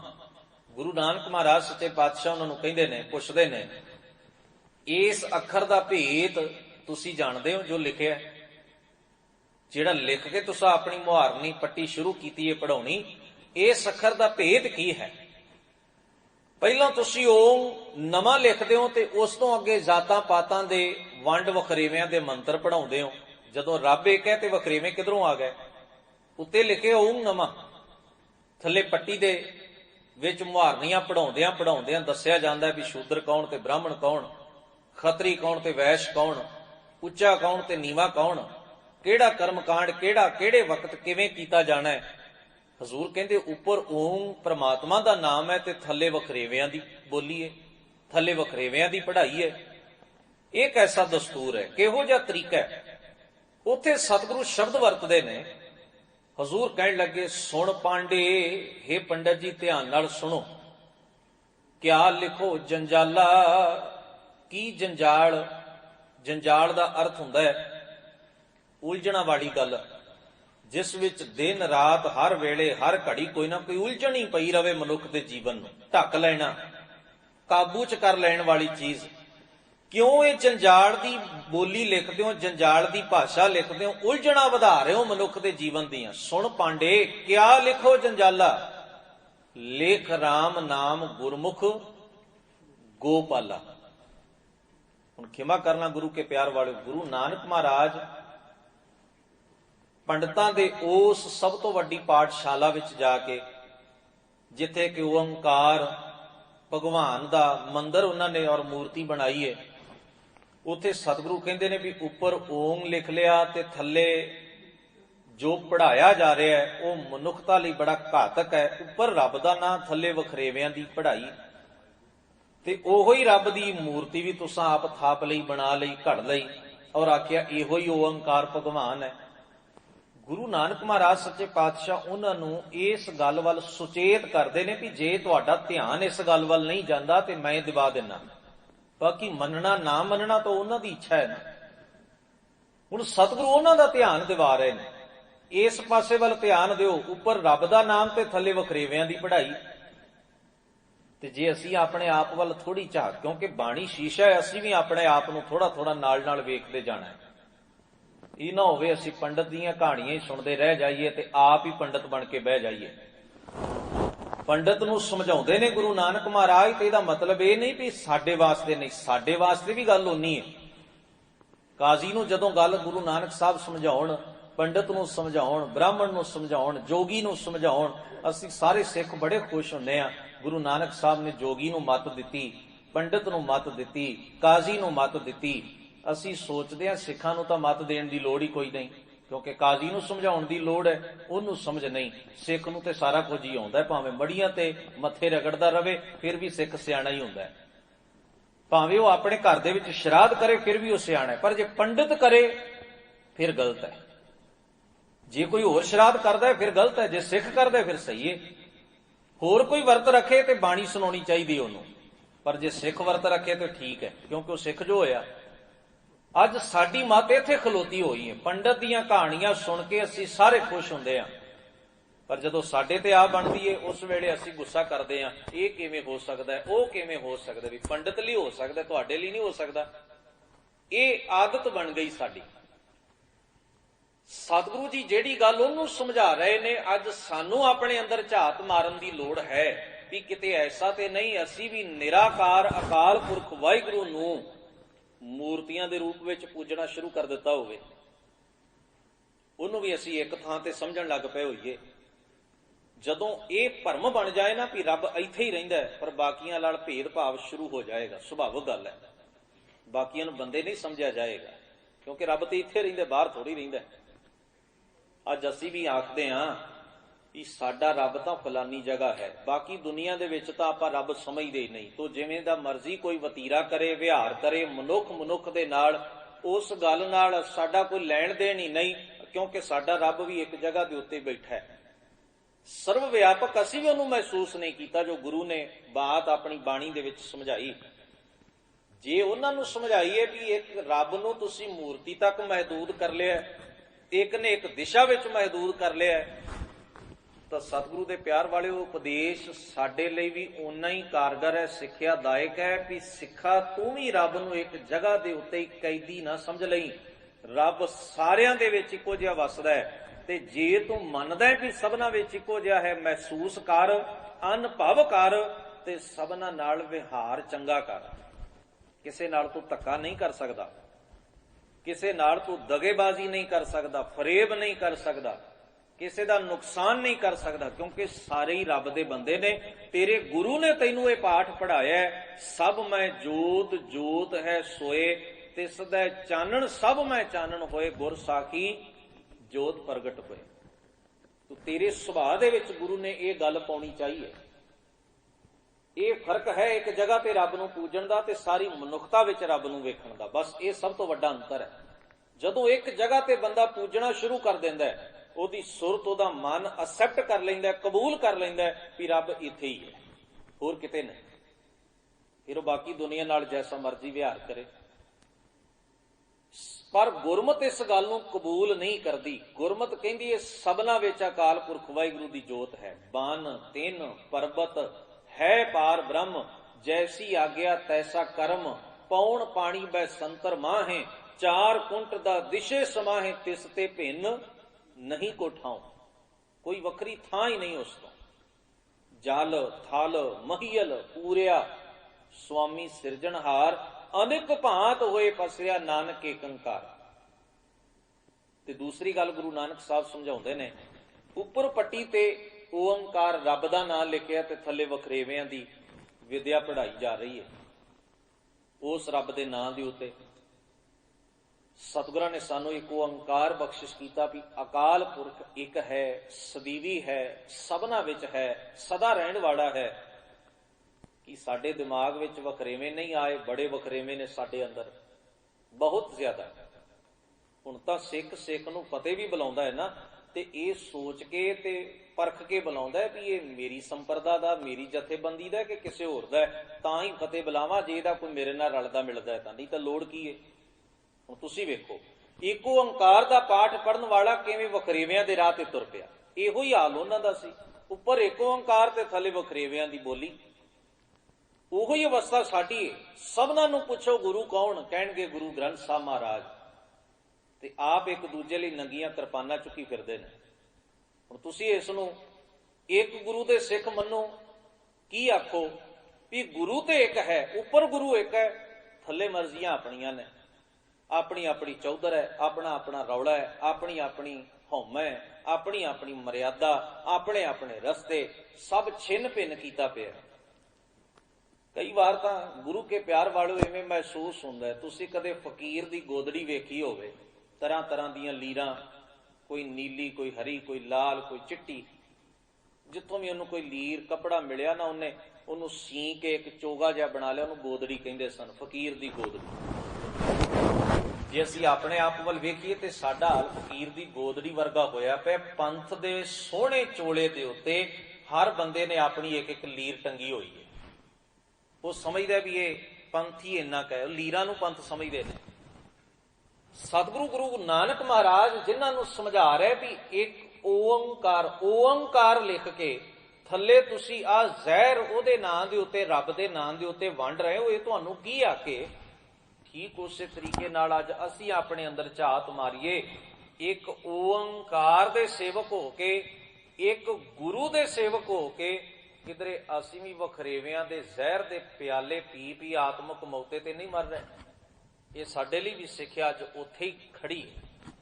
ਇਵੇਂ ਪ੍ਰਤੀਤ ਹੋ ਰਿਹਾ ਜਿਵੇਂ ਗੁਰੂ ਨਾਨਕ ਮਹਾਰਾਜ ਅੱਜ ਸਾਡੀ ਹਾਲਤ ਨੂੰ ਵੇਖ ਕੇ ਓੰਕਾਰ ਦੀ ਬਾਣੀ ਉਚਾਰਨ ਕਰ ਰਹੇ ਨੇ, ਸਾਨੂੰ ਦੱਸ ਰਹੇ ਨੇ। ਸੋ ਸਤਿਗੁਰੂ ਜੀ ਆਖਦੇ ਨੇ ਲੇਖ, ਲਿਖਤ ਦਾ ਅਰਥ ਹੁੰਦਾ ਹੈ ਪੱਕਾ ਕਰਨਾ। ਮੁਹਾਰ ਨਹੀਂ ਲਿਖ ਕੇ ਦਿੰਦਾ ਸੀ ਪੰਡਤ, ਉਸਤਾਦ, ਪਾਂਧਾ, ਪੜ੍ਹਾਉਣ ਵਾਲਾ, ਤੇ ਉਹਨਾਂ ਪਾਏ ਹੋਏ ਪੂਰਨਿਆਂ ਦੇ ਉੱਤੇ ਫਿਰ ਕਲਮ ਦੇ ਨਾਲ ਉਸ ਪੱਟੀ ਦੇ ਉੱਤੇ ਸਿੱਖਿਆਰਥੀ, ਵਿਦਿਆਰਥੀ ਅੱਖਰ ਪਾਉਂਦਾ, ਹੌਲੀ ਹੌਲੀ ਸਿੱਖਦਾ, ਹੌਲੀ ਹੌਲੀ ਉਹ ਲਿਖਣਾ ਸਿੱਖ ਜਾਂਦਾ, ਪੜ੍ਹਨਾ ਸਿੱਖ ਜਾਂਦਾ। ਲਿਖਣ ਦਾ ਅਰਥ ਹੀ ਇਹ ਸੀ ਵੀ ਇਹਦੇ ਦਿਮਾਗ 'ਚ ਪੱਕਾ ਹੋ ਜਾਏ ਗੱਲ, ਇਹਦੇ ਦਿਮਾਗ 'ਚ ਬਹਿ ਜਾਏ, ਅੱਖਰਾਂ ਦੀ ਪਛਾਣ ਆ ਜਾਏ, ਲਫ਼ਜ਼ਾਂ ਦੀ ਪਛਾਣ ਆ ਜਾਏ, ਭਾਸ਼ਾ ਦੀ ਪਛਾਣ ਆ ਜਾਏ। ਉਹ ਬਾਰ-ਬਾਰ ਪੂਰਨੇ ਪਾ ਕੇ ਉਹਦੇ ਉੱਤੇ ਉੱਤੇ ਉੱਤੇ ਉਹਨੇ ਲਿਖਾਉਂਦੇ ਰਹਿਣਾ, ਤਾਂ ਕਿ ਇਹਨੂੰ ਦਿਮਾਗੀ ਤੌਰ ਤੇ, ਮਾਨਸਿਕ ਤੌਰ ਤੇ ਸਮਝ ਆ ਜਾਏ, ਇਹਦੇ ਅੰਦਰ ਗੱਲ ਬਹਿ ਜਾਏ। ਤੋ ਲਿਖਣ ਦਾ ਅਰਥ ਹੈ ਅੰਦਰ ਗੱਲ ਬਿਠਾ ਲੈਣੀ, ਅਭਿਆਸ ਕਰ ਕਰਕੇ ਅੰਦਰ ਨੂੰ ਸੋਝੀ ਦੇ ਦੇਣੀ ਵੀ ਆਹ ਅੱਖਰਾਂ ਦੀ ਪਛਾਣ ਹੈ, ਆਹ ਭਾਸ਼ਾ ਦੀ ਪਛਾਣ ਹੈ, ਸ਼ਬਦ ਇਵੇਂ ਬਣਦਾ ਹੈ, ਇਹਦਾ ਮੀਨਿੰਗ ਇਵੇਂ ਨਿਕਲਦਾ ਹੈ। ਲਿਖਣ ਦਾ ਮਤਲਬ ਇਹ ਹੈ ਪੱਕਾ ਕਰ ਲੈਣਾ, ਦ੍ਰਿੜ ਕਰ ਲੈਣਾ। ਹਜ਼ੂਰ ਆਖਦੇ ਲੇਖ ਪੱਕਾ ਕਰ, ਦ੍ਰਿੜ ਕਰ, ਲੇਖ ਰਾਮ ਨਾਮ ਸਰਵ ਵਿਆਪਕ ਵਾਹਿਗੁਰੂ ਦਾ ਨਾਮ। ਰਾਮ ਦਾ ਅਰਥ ਹੈ ਰਮਿਆ ਹੋਇਆ, ਜੋ ਸਾਰਿਆਂ ਦੇ ਵਿੱਚ ਇੱਕ ਰਸ ਹੈ। ਹਜ਼ੂਰ ਕਹਿੰਦੇ ਲਿਖ ਰਾਮ ਨਾਮ ਗੁਰਮੁਖ ਗੋਪਾਲਾ, ਗੁਰੂ ਦੀ ਮੱਤ ਲੈ ਕੇ, ਗੁਰੂ ਦੇ ਰਾਹੀਂ, ਗੁਰੂ ਦੇ ਸਨਮੁਖ ਹੋ ਕੇ ਸਾਰੀ ਸ੍ਰਿਸ਼ਟੀ ਦਾ ਜੋ ਪਾਲਣਹਾਰ ਹੈ, ਜੋ ਸਾਰੇ ਜੀਵਾਂ ਨੂੰ ਪਾਲਦਾ ਹੈ, ਸਰਵ ਵਿਆਪਕ ਹੈ, ਸਾਰਿਆਂ ਦੇ ਵਿੱਚ ਜਿਹਦੀ ਹੋਂਦ ਹੈ, ਉਸ ਵਾਹਿਗੁਰੂ ਦੇ ਨਾਮ ਨੂੰ ਲਿਖ, ਉਹਨੂੰ ਦ੍ਰਿੜ ਕਰ ਤੇ ਦ੍ਰਿੜ ਕਰਵਾ। ਹੁਣ ਸਤਿਗੁਰੂ ਆਰੰਭ ਦੇ ਬਚਨ ਵਿੱਚ ਪਹਿਲੇ ਬੰਦ ਵਿੱਚ, ਜੋ ਇਸ ਬਾਣੀ ਦਾ ਪਹਿਲਾ ਬੰਦ ਹੈ, ਉਸ ਵਿੱਚ ਸਤਿਗੁਰੂ ਜੀ ਆਖਦੇ ਨੇ ਓੰਕਾਰ ਬ੍ਰਹਮਾ ਉਤਪਤ, ਓੰਕਾਰ ਕੀਆ ਜਿਨ ਚਿਤ। ਸਤਿਗੁਰੂ ਆਖਦੇ ਤੂੰ ਕਹਿੰਦਾ ਵੀ ਇੱਕ ਦੇਵ ਨੇ, ਦੇਵਤੇ ਨੇ, ਬ੍ਰਹਮਾ ਨੇ ਸਾਰੀ ਸ੍ਰਿਸ਼ਟੀ ਨੂੰ ਪੈਦਾ ਕੀਤਾ, ਪਰ ਹਜ਼ੂਰ ਆਖਦੇ ਇਹ ਤੇਰੀ ਮਨੌਤ ਹੈ ਨਾ ਵੀ ਬ੍ਰਹਮਾ ਨੇ ਸਾਰਾ ਸੰਸਾਰ ਸਿਰਜਿਆ ਹੈ, ਪੈਦਾ ਕੀਤਾ ਹੈ, ਬਣਾਇਆ ਹੈ ਇਸ ਢੰਗ ਨਾਲ। ਹੁਣ ਉਹਦੀ ਵਿਆਖਿਆ ਉਹ ਆਪਣੇ ਤਰੀਕੇ ਨਾਲ ਬਦਲ ਰਹੇ। ਪਰ ਧਿਆਨ ਦੇਣਾ, ਗੁਰੂ ਨਾਨਕ ਮਹਾਰਾਜ ਇੱਕ ਸਮਝਾਉਣ ਦਾ ਢੰਗ ਹੈ, ਜਿੱਥੇ ਗੁਰੂ ਸਾਹਿਬ ਇਹ ਗੱਲ ਕਹਿਣ ਨਾ ਵੀ ਬ੍ਰਹਮਾ ਵੀ ਰੱਬ ਦਾ ਪੈਦਾ ਕੀਤਾ ਹੋਇਆ, ਉਹ ਤੇ ਇਹ ਮਤਲਬ ਨਾ ਸਮਝ ਲੈਣਾ ਵੀ ਗੁਰੂ ਨਾਨਕ ਸਾਹਿਬ ਬ੍ਰਹਮਾ ਦੀ ਹੋਂਦ ਨੂੰ ਮੰਨਣ ਲੱਗ ਪਏ ਨੇ। ਇੱਕ ਢੰਗ ਹੁੰਦਾ ਹੈ ਵੀ ਤੇਰੇ ਦੇਵਤੇ ਵਰਗੇ ਬ੍ਰਹਮਾ ਵੀ ਕੋਟ ਬ੍ਰਹਮੇ ਜਗ ਸਾਜਣ ਲਾਏ, ਵੀ ਇਹਨਾਂ ਦੀ ਔਕਾਤ ਉਸ ਕਰਤੇ ਦੇ ਸਾਹਮਣੇ ਤੁੱਛ ਹੈ, ਛੋਟੀ ਹੈ। ਉਹਨਾਂ ਦੀ ਹਸਤੀ ਨੂੰ ਬੌਣਾ ਕਰਕੇ ਦੱਸਣ ਦਾ ਭਾਵ ਹੁੰਦਾ, ਇਹ ਕਾਵ ਦੇ ਢੰਗ ਨੇ ਬਿਆਨ ਕਰਨ ਦੇ। ਵੈਸੇ ਗੁਰੂ ਸਾਹਿਬ ਨੇ ਬਾਣੀ 'ਚ ਇੱਕ ਸ਼ਬਦ ਵਰਤਿਆ, ਬ੍ਰਹਮਾ ਵਿਸ਼ਨ ਮਹਾਦੇਵ। ਬ੍ਰਹਮਾ ਵਿਸ਼ਨੂੰ ਤੇ ਸ਼ਿਵ, ਮਹਾਦੇਵ ਸ਼ਿਵ। ਤ੍ਰੈ ਗੁਣ ਰੋਗੀ, ਰਜੋ ਗੁਣ, ਤਮੋ ਗੁਣ, ਸਤੋ ਗੁਣ, ਤਿੰਨਾਂ ਰੋਗਾਂ ਦੇ ਸ਼ਿਕਾਰ ਨੇ, ਬਿਮਾਰ ਨੇ। ਰੋਗੀ ਨੂੰ ਅਸੀਂ ਕਹਿੰਦੇ ਆ ਬਿਮਾਰ, ਪੇਸ਼ੈਂਟ ਨੇ।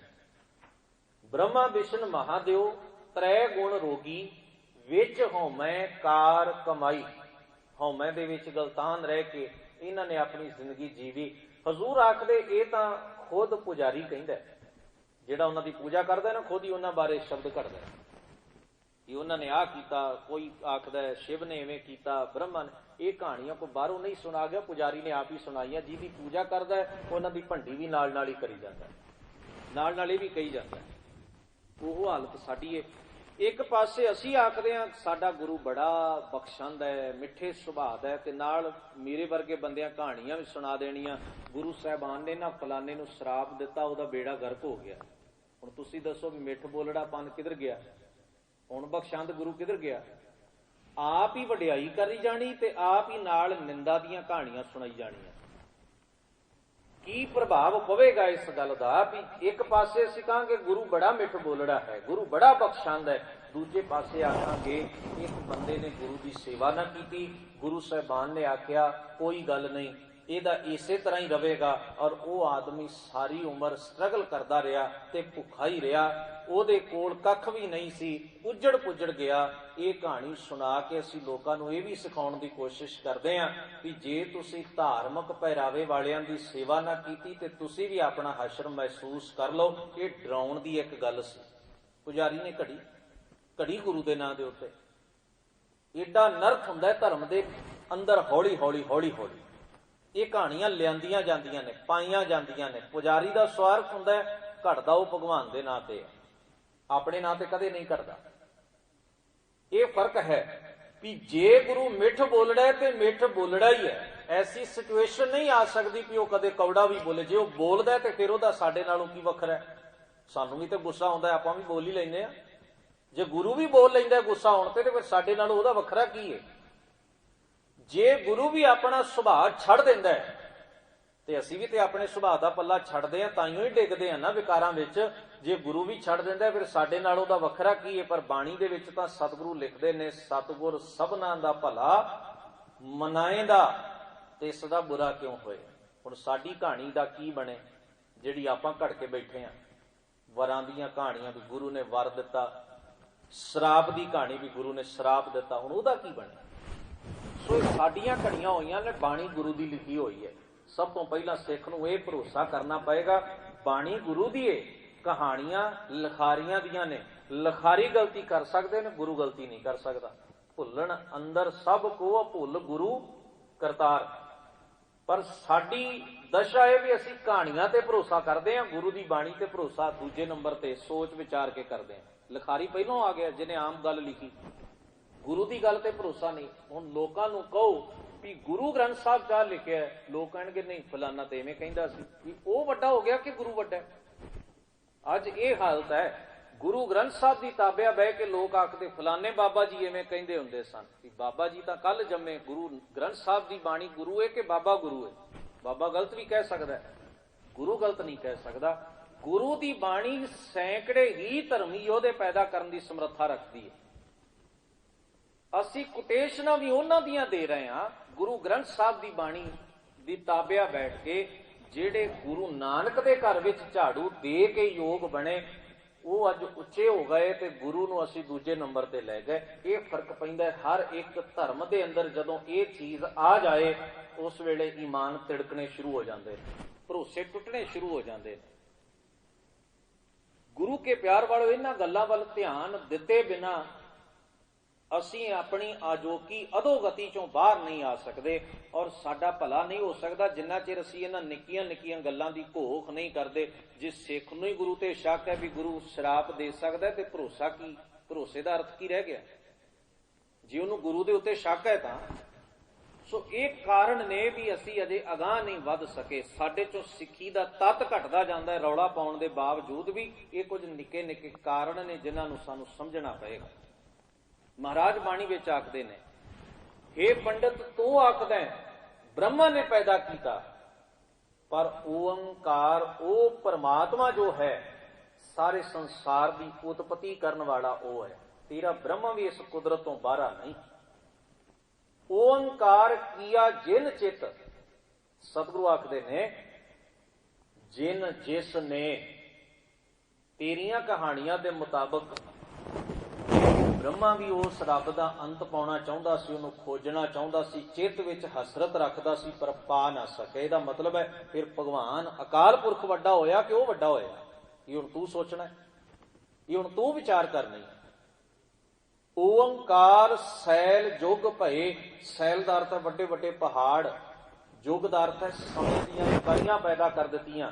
ਓੰਕਾਰ ਵੇਦ ਨਿਰਮਏ, ਇਹ ਸਭ ਧਰਮ ਗ੍ਰੰਥ ਜਿਤਨੇ ਵੀ ਹਨ ਵਿੱਚੇ ਤੇਰੇ ਵੇਦ ਹਨ, ਇਹ ਵੀ ਕੁਦਰਤ ਵਿੱਚ ਹੀ ਪੈਦਾ ਹੋਏ ਨੇ ਤੇ ਕੁਦਰਤ ਦਾ ਕਰਤਾ ਉਹ ਅਕਾਲ ਪੁਰਖ ਹੈ। ਉਹ ਸਭ ਤੋਂ ਸ਼੍ਰੋਮਣੀ ਕੌਣ ਹੋਇਆ? ਸਭ ਤੋਂ ਉਚੇਰਾ ਕੌਣ ਹੋਇਆ? ਧਰਮ ਗ੍ਰੰਥ ਹੁੰਦਾ ਮਨੁੱਖ ਨੂੰ ਰਾਹ ਦੱਸਣਾ, ਸਮੇਂ ਦੇ ਹਿਸਾਬ ਨਾਲ ਲੋਕਾਂ ਨੂੰ ਜਾਗਰਤੀ ਧਰਮ ਦਾ ਸੱਚ ਦਾ ਮਾਰਗ ਦ੍ਰਿੜ ਕਰਵਾਉਂਦਾ ਹੈ। ਪਰ ਹੈਰਾਨੀ ਹੁੰਦੀ ਹੈ ਲੋਕ ਧਰਮ ਗ੍ਰੰਥ ਦਾ ਹੀ ਝਗੜਾ ਪਾ ਕੇ ਬਹਿ ਜਾਂਦੇ ਨੇ, ਰਾਹ ਕੋਈ ਵੀ ਨਹੀਂ ਫੜਦਾ, ਰਾਹ ਤਾਂ ਪਾਸੇ ਹੀ ਰਹਿ ਗਿਆ। ਲੋਕ ਅੱਧ ਵਿਚਾਲੇ ਖੜੇ ਨੇ, ਝਗੜਾ ਪਾ ਰਹੇ ਨੇ, ਰਾਹ ਦੱਸਣ ਵਾਲੇ ਨੂੰ ਹੀ ਉਲਝਾਇਆ ਪਿਆ। ਰਾਹ ਵੱਲ ਕੋਈ ਨਹੀਂ ਤੱਕਦਾ ਵੀ ਸਾਡੀ ਮੰਜ਼ਿਲ ਕਿਧਰੇ ਹੋਰ ਹੈ ਤੇ ਉਹ ਰਾਹ ਦੇ ਉੱਤੇ ਅਸਾਂ ਤੁਰਨਾ ਹੈ। ਓੰਕਾਰ ਸ਼ਬਦ ਉਧਰੇ, ਗੁਰੂ ਦੇ ਸ਼ਬਦ ਰਾਹੀਂ ਉਸ ਓੰਕਾਰ ਪ੍ਰਮਾਤਮਾ ਨਾਲ ਸਾਂਝ ਪਾ ਕੇ ਜੀਵ ਉਧਰਦੇ ਨੇ, ਉਹਨਾਂ ਦਾ ਭਲਾ ਹੁੰਦਾ ਹੈ। ਓੰਕਾਰ ਗੁਰਮੁਖ ਤਰੇ, ਗੁਰੂ ਨਾਨਕ ਮਹਾਰਾਜ ਕਹਿੰਦੇ ਗੁਰੂ ਦੇ ਰਾਹੀਂ ਉਸ ਅਕਾਲ ਪੁਰਖ ਵਾਹਿਗੁਰੂ ਪ੍ਰਮਾਤਮਾ ਦੀ ਸੋਝੀ ਪਾ ਕੇ ਜੀਵ ਵਿਕਾਰਾਂ ਦੇ ਭਵਜਲ ਨੂੰ ਤਰ ਜਾਂਦਾ ਹੈ, ਵਿਕਾਰਾਂ ਦੇ ਭਵਜਲ ਤੋਂ ਪਾਰ ਹੋ ਜਾਂਦਾ ਹੈ, ਮਾੜੀ ਜ਼ਿੰਦਗੀ ਤੋਂ ਬਚ ਜਾਂਦਾ ਹੈ। ਓ ਨਮ ਅਖਰ ਸੁਣੋ ਵਿਚਾਰ, ਓ ਨਮ ਅਖਰ ਤੇ ਭਵਨ ਸਾਰ। ਉਹ ਸ਼ਬਦ ਲਿਖਦਾ ਸੀ ਨਾ, ਓਮ ਨਮः, ਨਮः ਸੁਖਮਨੀ ਸਾਹਿਬ ਦੀ ਮੁਬਾਰਕ ਬਾਣੀ ਦਾ ਜੋ ਪਹਿਲਾ ਸ਼ਲੋਕ ਹੈ, ਆਦ ਬੁਰਾਏ ਨਮः। ਨਮः ਦਾ ਅਰਥ ਹੈ ਨਮਸਕਾਰ। ਜੁਗਾਦ ਗੁਰਾਏ ਨਮः, ਸਤ ਗੁਰਾਏ ਨਮः, ਸ਼੍ਰੀ ਗੁਰਦੇਵਾਏ ਨਮः। ਨਮः ਸ਼ਬਦ 4 ਵਾਰ ਮਹਾਰਾਜ ਨੇ ਵਰਤਿਆ, ਇੱਕ ਜਗ੍ਹਾ ਤੇ ਵਰਤਿਆ ਵੀ ਹੈ, ਓਮ ਨਮੋ ਭਗਵੰਤ ਗੁਸਾਈ। ਨਮः ਦਾ ਅਰਥ ਹੁੰਦਾ ਹੈ ਨਮਸਕਾਰ ਕਰਨਾ, ਨਿਉ ਜਾਣਾ, ਝੁਕ ਜਾਣਾ, ਮੱਥਾ ਟੇਕਣਾ, ਨੀਵੇਂ ਹੋ ਜਾਣਾ। ਹਜ਼ੂਰ ਆਖਦੇ ਨੇ, ਹੇ ਪੰਡਤ ਜੀ ਸੁਣੋ, ਇਹ ਜਿਹੜਾ ਤੁਸੀਂ ਓਮ ਅੱਖਰ ਲਿਖਿਆ ਨਾ, ਇਸ ਅੱਖਰ ਦੀ ਵਿਚਾਰ ਮੇਰੇ ਕੋਲੋਂ ਸੁਣੋ ਵੀ ਇਹ ਕੀ ਹੈ। ਇਸ ਓਮ ਬਾਰੇ ਵਿਚਾਰ ਕਰੋ ਵੀ ਇਹ ਕੀ ਹੈ। ਤੁਸੀਂ ਅੱਗੇ ਤਾਂ ਬਹੁਤ ਕੁਝ ਲਿਖ ਲਿਆ, ਇਸ ਬਾਰੇ ਕੁਝ ਚਰਚਾ ਕਰੋ ਤਾਂ ਕਿ ਸਾਡਾ ਜੀਵਨ ਜਿਹੜਾ ਸਹਿਜ ਵਾਲਾ ਬਣ ਸਕੇ। ਮਹਾਰਾਜ ਆਖਦੇ ਨੇ, ਓ ਨਮ ਅੱਖਰ ਤ੍ਰਿਭਵਨ ਸਾਰ। ਇਹ ਜਿਹੜਾ ਤੁਸੀਂ ਸ਼ਬਦ ਪਾਇਆ ਨਾ ਓਮ, ਓਮ, ਇਹ ਓਮ ਪ੍ਰਮਾਤਮਾ ਹੈ ਔਰ ਇਹ ਸਾਰੇ ਤਿੰਨਾਂ ਭਵਨਾਂ ਦਾ ਕਰਤਾ ਹੈ, ਸਾਰੇ ਸੰਸਾਰ ਨੂੰ ਬਣਾਉਣ ਵਾਲਾ ਹੈ। ਸਾਰੀ ਸ੍ਰਿਸ਼ਟੀ ਇਹਦੀ ਬਣਾਈ ਹੈ, ਕਿਸੇ ਬ੍ਰਹਮਾ ਦੀ ਬਣਾਈ ਨਹੀਂ। ਜਦੋਂ ਇਹਨੇ ਸਾਰੀ ਸ੍ਰਿਸ਼ਟੀ ਬਣਾਈ ਹੈ ਤੇ ਕੋਈ ਵੀ ਵਖਰੇਵਾ ਨਹੀਂ, ਉਸ ਵਿੱਚ ਸਾਰੇ ਜੀਵ ਫਿਰ ਰੱਬ ਦੇ ਹੀ ਪੈਦਾ ਕੀਤੇ ਹੋਏ ਨੇ। ਔਰ ਜਦੋਂ ਪੈਦਾ ਕਰਨ ਵਾਲਾ ਇੱਕ ਹੈ ਤੇ ਫਿਰ ਪੈਦਾ ਕੀਤੀ ਹੋਈ ਇੱਕ ਦੂਜੇ ਨੂੰ ਉੱਚਾ ਤੇ ਨੀਵਾਂ ਕਿਉਂ ਸਮਝਦੀ ਹੈ? ਇਹ ਵੀ ਭੇਤ ਹੁਣ ਤੁਸੀਂ ਸਮਝਣਾ। ਸਤਿਗੁਰੂ ਉਹਨਾਂ ਦੇ ਸਾਹਮਣੇ ਪਰਤਾਂ ਖੋਲ ਖੋਲ ਕੇ ਰੱਖ ਰਹੇ ਨੇ ਵੀ ਇਹਦਾ ਭੇਤ ਵੀ ਹੁਣ ਤੁਸੀਂ ਸਮਝਣਾ ਵੀ ਜਦੋਂ ਪੈਦਾ ਕਰਨ ਵਾਲਾ ਇੱਕ ਅਕਾਲ ਪੁਰਖ ਹੈ, ਉਹਨੇ ਪੈਦਾ ਕਰਦਿਆਂ ਕਿਸੇ ਨੂੰ ਉੱਚਾ ਨੀਵਾਂ ਨਹੀਂ ਬਣਾਇਆ। ਸਾਰੀ ਮਨੁੱਖ ਜਾਤੀ ਕੁਦਰਤ ਦੀ ਦੇਣ ਹੈ, ਉਹਦੀ ਬਣਾਈ ਹੋਈ ਕੁਦਰਤ ਵਿੱਚੋਂ ਹੀ ਉਪਜੀ ਹੈ, ਜਿਸ ਨੂੰ ਬਾਣੀ ਦੇ ਵਿੱਚ ਕਬੀਰ ਸਾਹਿਬ ਜੀ ਨੇ ਵੀ ਦੁਹਰਾਇਆ ਹੈ। ਉਹ ਕਹਿੰਦੇ ਨੇ ਅਵਲ, ਅਵਲ ਦਾ ਅਰਥ ਹੈ ਪਹਿਲਾਂ, ਅਵਲ ਅੱਲਾਹ, ਪਹਿਲਾਂ ਖੁਦਾ ਨੇ, ਵਾਹਿਗੁਰੂ ਨੇ, ਅਕਾਲ ਪੁਰਖ ਨੇ। ਨੂਰ ਉਪਾਇਆ ਕੁਦਰਤ ਕੇ ਸਭ ਬੰਦੇ, ਏਕ ਨੂਰ ਤੇ ਸਭ ਜਗ ਉਪਜਿਆ, ਇੱਕ ਐਨਰਜੀ ਤੋਂ ਏਕ ਨੂਰ ਤੇ ਸਭ ਜਗ ਉਪਜਿਆ, ਕੌਣ ਭਲੇ ਕੋ ਮੰਦੇ। ਕੌਣ ਭਲਾ ਹੈ ਕੌਣ ਮੰਦਾ ਹੈ, ਭਾਵ ਇਹ ਕਿ ਅਸੀਂ ਕਿਸੇ ਨੂੰ ਜਨਮ ਸਿੱਧ ਉੱਚਾ ਤੇ ਨੀਵਾਂ ਕਿਉਂ ਸਮਝਦੇ ਹਾਂ। ਜ਼ਾਤਾਂ ਦੇ ਬੰਧੇਜ ਨੇ, ਕਈ ਤਰ੍ਹਾਂ ਦੇ ਵਖਰੇਵੇਂ ਨੇ ਸੰਸਾਰ ਦੇ ਅੰਦਰ। ਇਹ ਕਿਉਂ ਨੇ? ਕਿਉਂਕਿ ਬੰਦਾ ਸਮਝਦਾ ਇਹ ਪੈਦਾਇਸ਼ੀ ਨੀਵਾਂ ਹੈ, ਇਹਦਾ ਜਨਮ ਹੀ ਨੀਵਾਂ ਹੈ। ਤੋ ਸਤਿਗੁਰੂ ਮਹਾਰਾਜ ਇਸ ਭੇਦ ਨੂੰ ਖਤਮ ਕਰਦੇ ਨੇ। ਹਜ਼ੂਰ ਜੀ ਆਖਦੇ ਨੇ, ਸਸੈ ਸਭ ਜਗ ਸਹਿਜ ਉਪਾਇਆ, ਤੀਨ ਭਵਨ ਇੱਕ ਜੋਤੀ। ਪਹਿਲਾ ਅੱਖਰ ਹਜ਼ੂਰ ਸੱਸਾ ਪਾ ਕੇ ਲਿਖਦੇ ਨੇ। ਸਾਰਾ ਜਗ ਸਹਿਜ, ਭਾਵ ਉਸਨੇ ਬੜੇ ਸਹਿਜ ਸੁਭਾਅ ਪੈਦਾ ਕਰ ਦਿੱਤਾ। ਸਹਿਜ ਸ਼ਬਦ ਤਾਂ ਵਰਤੇ ਮਹਾਰਾਜ ਨੇ ਕਿਉਂਕਿ ਜਗਤ ਦੀ ਪੈਦਾਇਸ਼ ਬਾਰੇ ਅਨੇਕ ਕਿਸਮ ਦੇ ਭਰਮ ਨੇ। ਭਾਵੇਂ ਬਾਣੀ ਦਾ ਇਹ ਵਿਸ਼ਾ ਨਹੀਂ, ਮਹਾਰਾਜ ਦੀ ਬਾਣੀ ਤੇ ਮਨੁੱਖ ਨੂੰ ਸੇਧ ਔਰ ਉਹਦੇ ਭਰਮਾਂ ਨੂੰ ਕੱਢ ਕੇ ਉਹਨੂੰ ਸਚਿਆਰਾ ਬਣਾਉਣ ਦਾ ਰਾਹ ਦੱਸਦੀ ਹੈ। ਇਹ ਖੋਜਾਂ ਹੋਈਆਂ ਨੇ ਤੇ ਹੁੰਦੀਆਂ ਹੀ ਰਹਿਣਗੀਆਂ ਜਿੰਨਾ ਚਿਰ ਮਨੁੱਖਤਾ ਰਹੇਗੀ। ਪਰ ਗੌਰ ਕਰਨਾ ਇਸ ਗੱਲ ਵੱਲ। ਕੋਈ ਕਹਿੰਦਾ ਸੀ ਰੱਬ ਨੇ ਇੰਨੇ ਦਿਨ ਸੰਸਾਰ ਬਣਾਇਆ ਤੇ ਇੱਕ ਦਿਨ ਛੁੱਟੀ ਕਰ ਲਈ।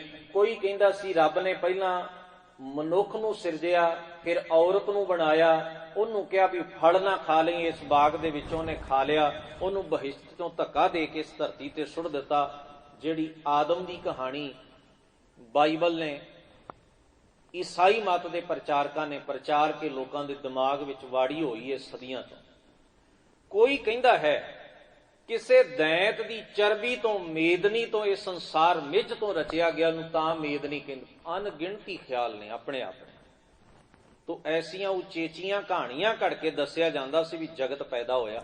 ਗੁਰੂ ਨਾਨਕ ਮਹਾਰਾਜ ਕਹਿੰਦੇ ਸਸੈ ਸਭ ਜਗ ਸਹਿਜ ਉਪਾਇਆ। ਸਹਿਜ ਨਾਲ ਹੀ, ਸੁਭਾਵਕ ਹੀ, ਰੱਬ ਦੀ ਇੱਕ ਪ੍ਰਕਿਰਿਆ ਚੋਂ ਇਹ ਸਾਰਾ ਸੰਸਾਰ ਬਣਿਆ। ਹਜ਼ੂਰ ਆਖਦੇ ਨੇ ਤੀਨ ਭਵਨ ਇੱਕ ਜੋਤੀ। ਸਾਰੇ ਭਵਨ ਰਚ ਕੇ, ਸਾਰਾ ਸੰਸਾਰ ਬਣਾ ਕੇ, ਇੱਕੋ ਜੋਤ, ਇੱਕੋ ਵਾਹਿਗੁਰੂ ਦੀ ਆਪਣੀ ਐਨਰਜੀ, ਆਪਣੀ ਸਮਰੱਥਾ, ਆਪਣੀ ਕਲਾ, ਆਪਣਾ ਹੁਕਮ ਸਾਰੇ ਸੰਸਾਰ ਵਿੱਚ ਵਿਆਪਕ ਕੰਮ ਕਰ ਰਿਹਾ ਆਪਣੇ ਆਪ। ਕੋਈ ਦੇਵਤਾ ਨਹੀਂ ਚਲਾ ਰਿਹਾ ਇਹਨੂੰ, ਕੋਈ ਵੱਖਰੇ ਕਰਿੰਦੇ ਨਹੀਂ ਚਲਾ ਰਹੇ ਇਹਨੂੰ, ਉਹ ਵਾਹਿਗੁਰੂ ਦਾ ਹੁਕਮ ਹੀ ਚਲਾ ਰਿਹਾ। ਹੁਕਮ ਚਲਾਏ ਰਾਹ। ਉਹ ਹੁਕਮੀ ਦਾ ਹੁਕਮ ਹੀ ਸਾਰੇ ਸੰਸਾਰ ਨੂੰ ਟਿਕਾ ਕੇ ਰੱਖਣ ਵਾਲਾ, ਚਲਾਉਣ ਵਾਲਾ। ਉਪਜਣਾ, ਚੱਲਣਾ, ਬਿਨਸਣਾ ਸਭ ਉਹਦੇ ਹੁਕਮ ਦੇ ਤਹਿਤ ਚੱਲ, ਨਿਯਮ ਵਿੱਚ ਚੱਲ ਰਿਹਾ। ਗੁਰਮੁਖ ਵਸਤ ਪ੍ਰਾਪਤ ਹੋਵੇ, ਚੁਣ ਲੈ ਮਾਣਕ ਮੋਤੀ। ਉਹ ਨਾਮ ਦੀ ਵਸਤ, ਉਸ ਰੱਬ ਦੀ ਸੋਝੀ ਗੁਰੂ ਦੇ ਰਾਹੀਂ ਤੈਨੂੰ ਅੰਦਰੋਂ ਹੋਵੇਗੀ। ਜੇ ਤੂੰ ਗੁਰੂ ਦੇ ਸ਼ਬਦ ਨਾਲ ਸਾਂਝ ਬਣਾ ਲਵੇਂ ਤਾਂ ਇੱਕ ਗੱਲ ਯਾਦ ਰੱਖੀ, ਇਹ ਕੀਮਤੀ ਦੌਲਤ ਇਕੱਠੀ ਕਰਨ ਵਰਗਾ ਹੈ। ਤੂੰ ਮਾਣਕ ਮੋਤੀ ਇਕੱਠੇ ਕਰੇਗਾ ਜੇ ਤੂੰ ਗੁਰੂ ਦਾ ਉਪਦੇਸ਼ ਸੁਣਦਾ ਹੈ ਨਾ, ਤੇ ਸਮਝੀ ਬੜਾ ਵੱਡਾ ਧਨ, ਬੜੀ ਵੱਡੀ ਦੌਲਤ ਤੂੰ ਇਕੱਠੀ ਕਰ ਰਿਹਾ ਹੈ। ਇਹ ਉਹ ਦੌਲਤ ਹੈ ਗੁਣਾਂ ਦੀ, ਸ਼ੁਭ ਕਰਮਾਂ ਦੀ, ਚੰਗੇ ਕਿਰਦਾਰ ਦੀ। ਜੇ ਤੂੰ ਇਕੱਠੀ ਕਰ ਲਵੇਂ ਤਾਂ ਤੈਨੂੰ ਅਕਾਲ ਪੁਰਖ ਵਾਹਿਗੁਰੂ ਦੇ ਨਾਮ ਦੀ ਸੋਝੀ ਹੋ ਜਾਏਗੀ। ਗੁਰਮੁਖ ਵਸਤ ਪ੍ਰਾਪਤ ਹੋਵੇ, ਚੁਣ ਲੈ ਮਾਣਕ ਮੋਤੀ। ਸਮਝੈ ਸੂਝੈ ਪੜ ਪੜ ਬੂਝੈ, ਅੰਤ ਨਿਰੰਤਰ ਸਾਚਾ। ਜਿਹੜਾ ਇਸ ਗੱਲ ਨੂੰ ਸਮਝਦਾ ਹੈ, ਬੁੱਝਦਾ ਹੈ, ਪੜ੍ਹਦਾ ਹੈ, ਭਾਵ ਇਹਦੇ ਉੱਤੇ ਪ੍ਰੋਸੈਸ ਕਰਦਾ ਹੈ, ਅਭਿਆਸ ਕਰਦਾ ਹੈ, ਇਹਨੂੰ ਸਮਝਣ ਦਾ, ਧਾਰਨ ਕਰਨ ਦਾ ਯਤਨ ਕਰਦਾ ਹੈ, ਗੁਰੂ ਕੀ ਬਾਣੀ ਦੇ ਰਾਹੀਂ ਇਸ ਗੱਲ ਨੂੰ ਸਮਝੇ, ਸੁਝੇ, ਬੁੱਝ ਲਵੇ, ਪੜ ਪੜ ਬੂਝੈ, ਅੰਤ ਓੜਕ ਨੂੰ ਉਹ ਗੱਲ ਸਮਝ ਜਾਂਦਾ ਹੈ ਵੀ ਨਿਰੰਤਰ ਸਾਰਿਆਂ ਵਿੱਚ ਇੱਕੋ ਹੀ ਹੈ। ਨਿਰੰਤਰ, ਅੰਤਰ ਤੋਂ ਰਹਿਤ ਤੇ ਸਾਚਾ ਸਦਾ ਰਹਿਣ ਵਾਲਾ ਉਹ ਅਕਾਲ ਪੁਰਖ ਹੈ। ਉਹਨੂੰ ਇਸ ਗੱਲ ਦੀ ਸੋਝੀ ਆ ਗਈ। ਗੁਰਮੁਖ ਦੇਖੈ ਸਾਚ ਸੰਭਾਲੇ, ਬਿਨ ਸਾਚੇ ਜਗ ਕਾਚਾ। ਹਜ਼ੂਰ ਆਖਦੇ ਨੇ ਉਹ ਗੁਰੂ ਦੇ ਰਾਹੀਂ ਇਸ ਗੱਲ ਨੂੰ ਸਮਝ ਲੈਂਦਾ ਹੈ, ਗਿਆਨ ਦੇ ਰਾਹੀਂ ਇਸ ਗੱਲ ਨੂੰ ਪਾ ਲੈਂਦਾ ਹੈ। ਦੇਖੈ ਦਾ ਅਰਥ ਹੈ ਸਮਝ ਜਾਣਾ, ਬੁੱਝ ਜਾਣਾ, ਅਨੁਭਵ ਕਰ ਲੈਣਾ, ਮਹਿਸੂਸ ਕਰ ਲੈਣਾ। ਸਾਚ ਸੰਭਾਲੇ ਵੀ ਸਦਾ ਰਹਿਣ ਵਾਲਾ ਅਕਾਲ ਪੁਰਖ ਵਾਹਿਗੁਰੂ ਸਾਰੇ ਜਗਤ ਨੂੰ ਬਣਾ ਕੇ ਸੰਭਾਲਣ ਵਾਲਾ, ਉਹਦੇ ਹੁਕਮ ਦੇ ਨਾਲ ਹੀ ਸਾਰਾ ਕੁਝ ਚੱਲ ਰਿਹਾ ਹੈ।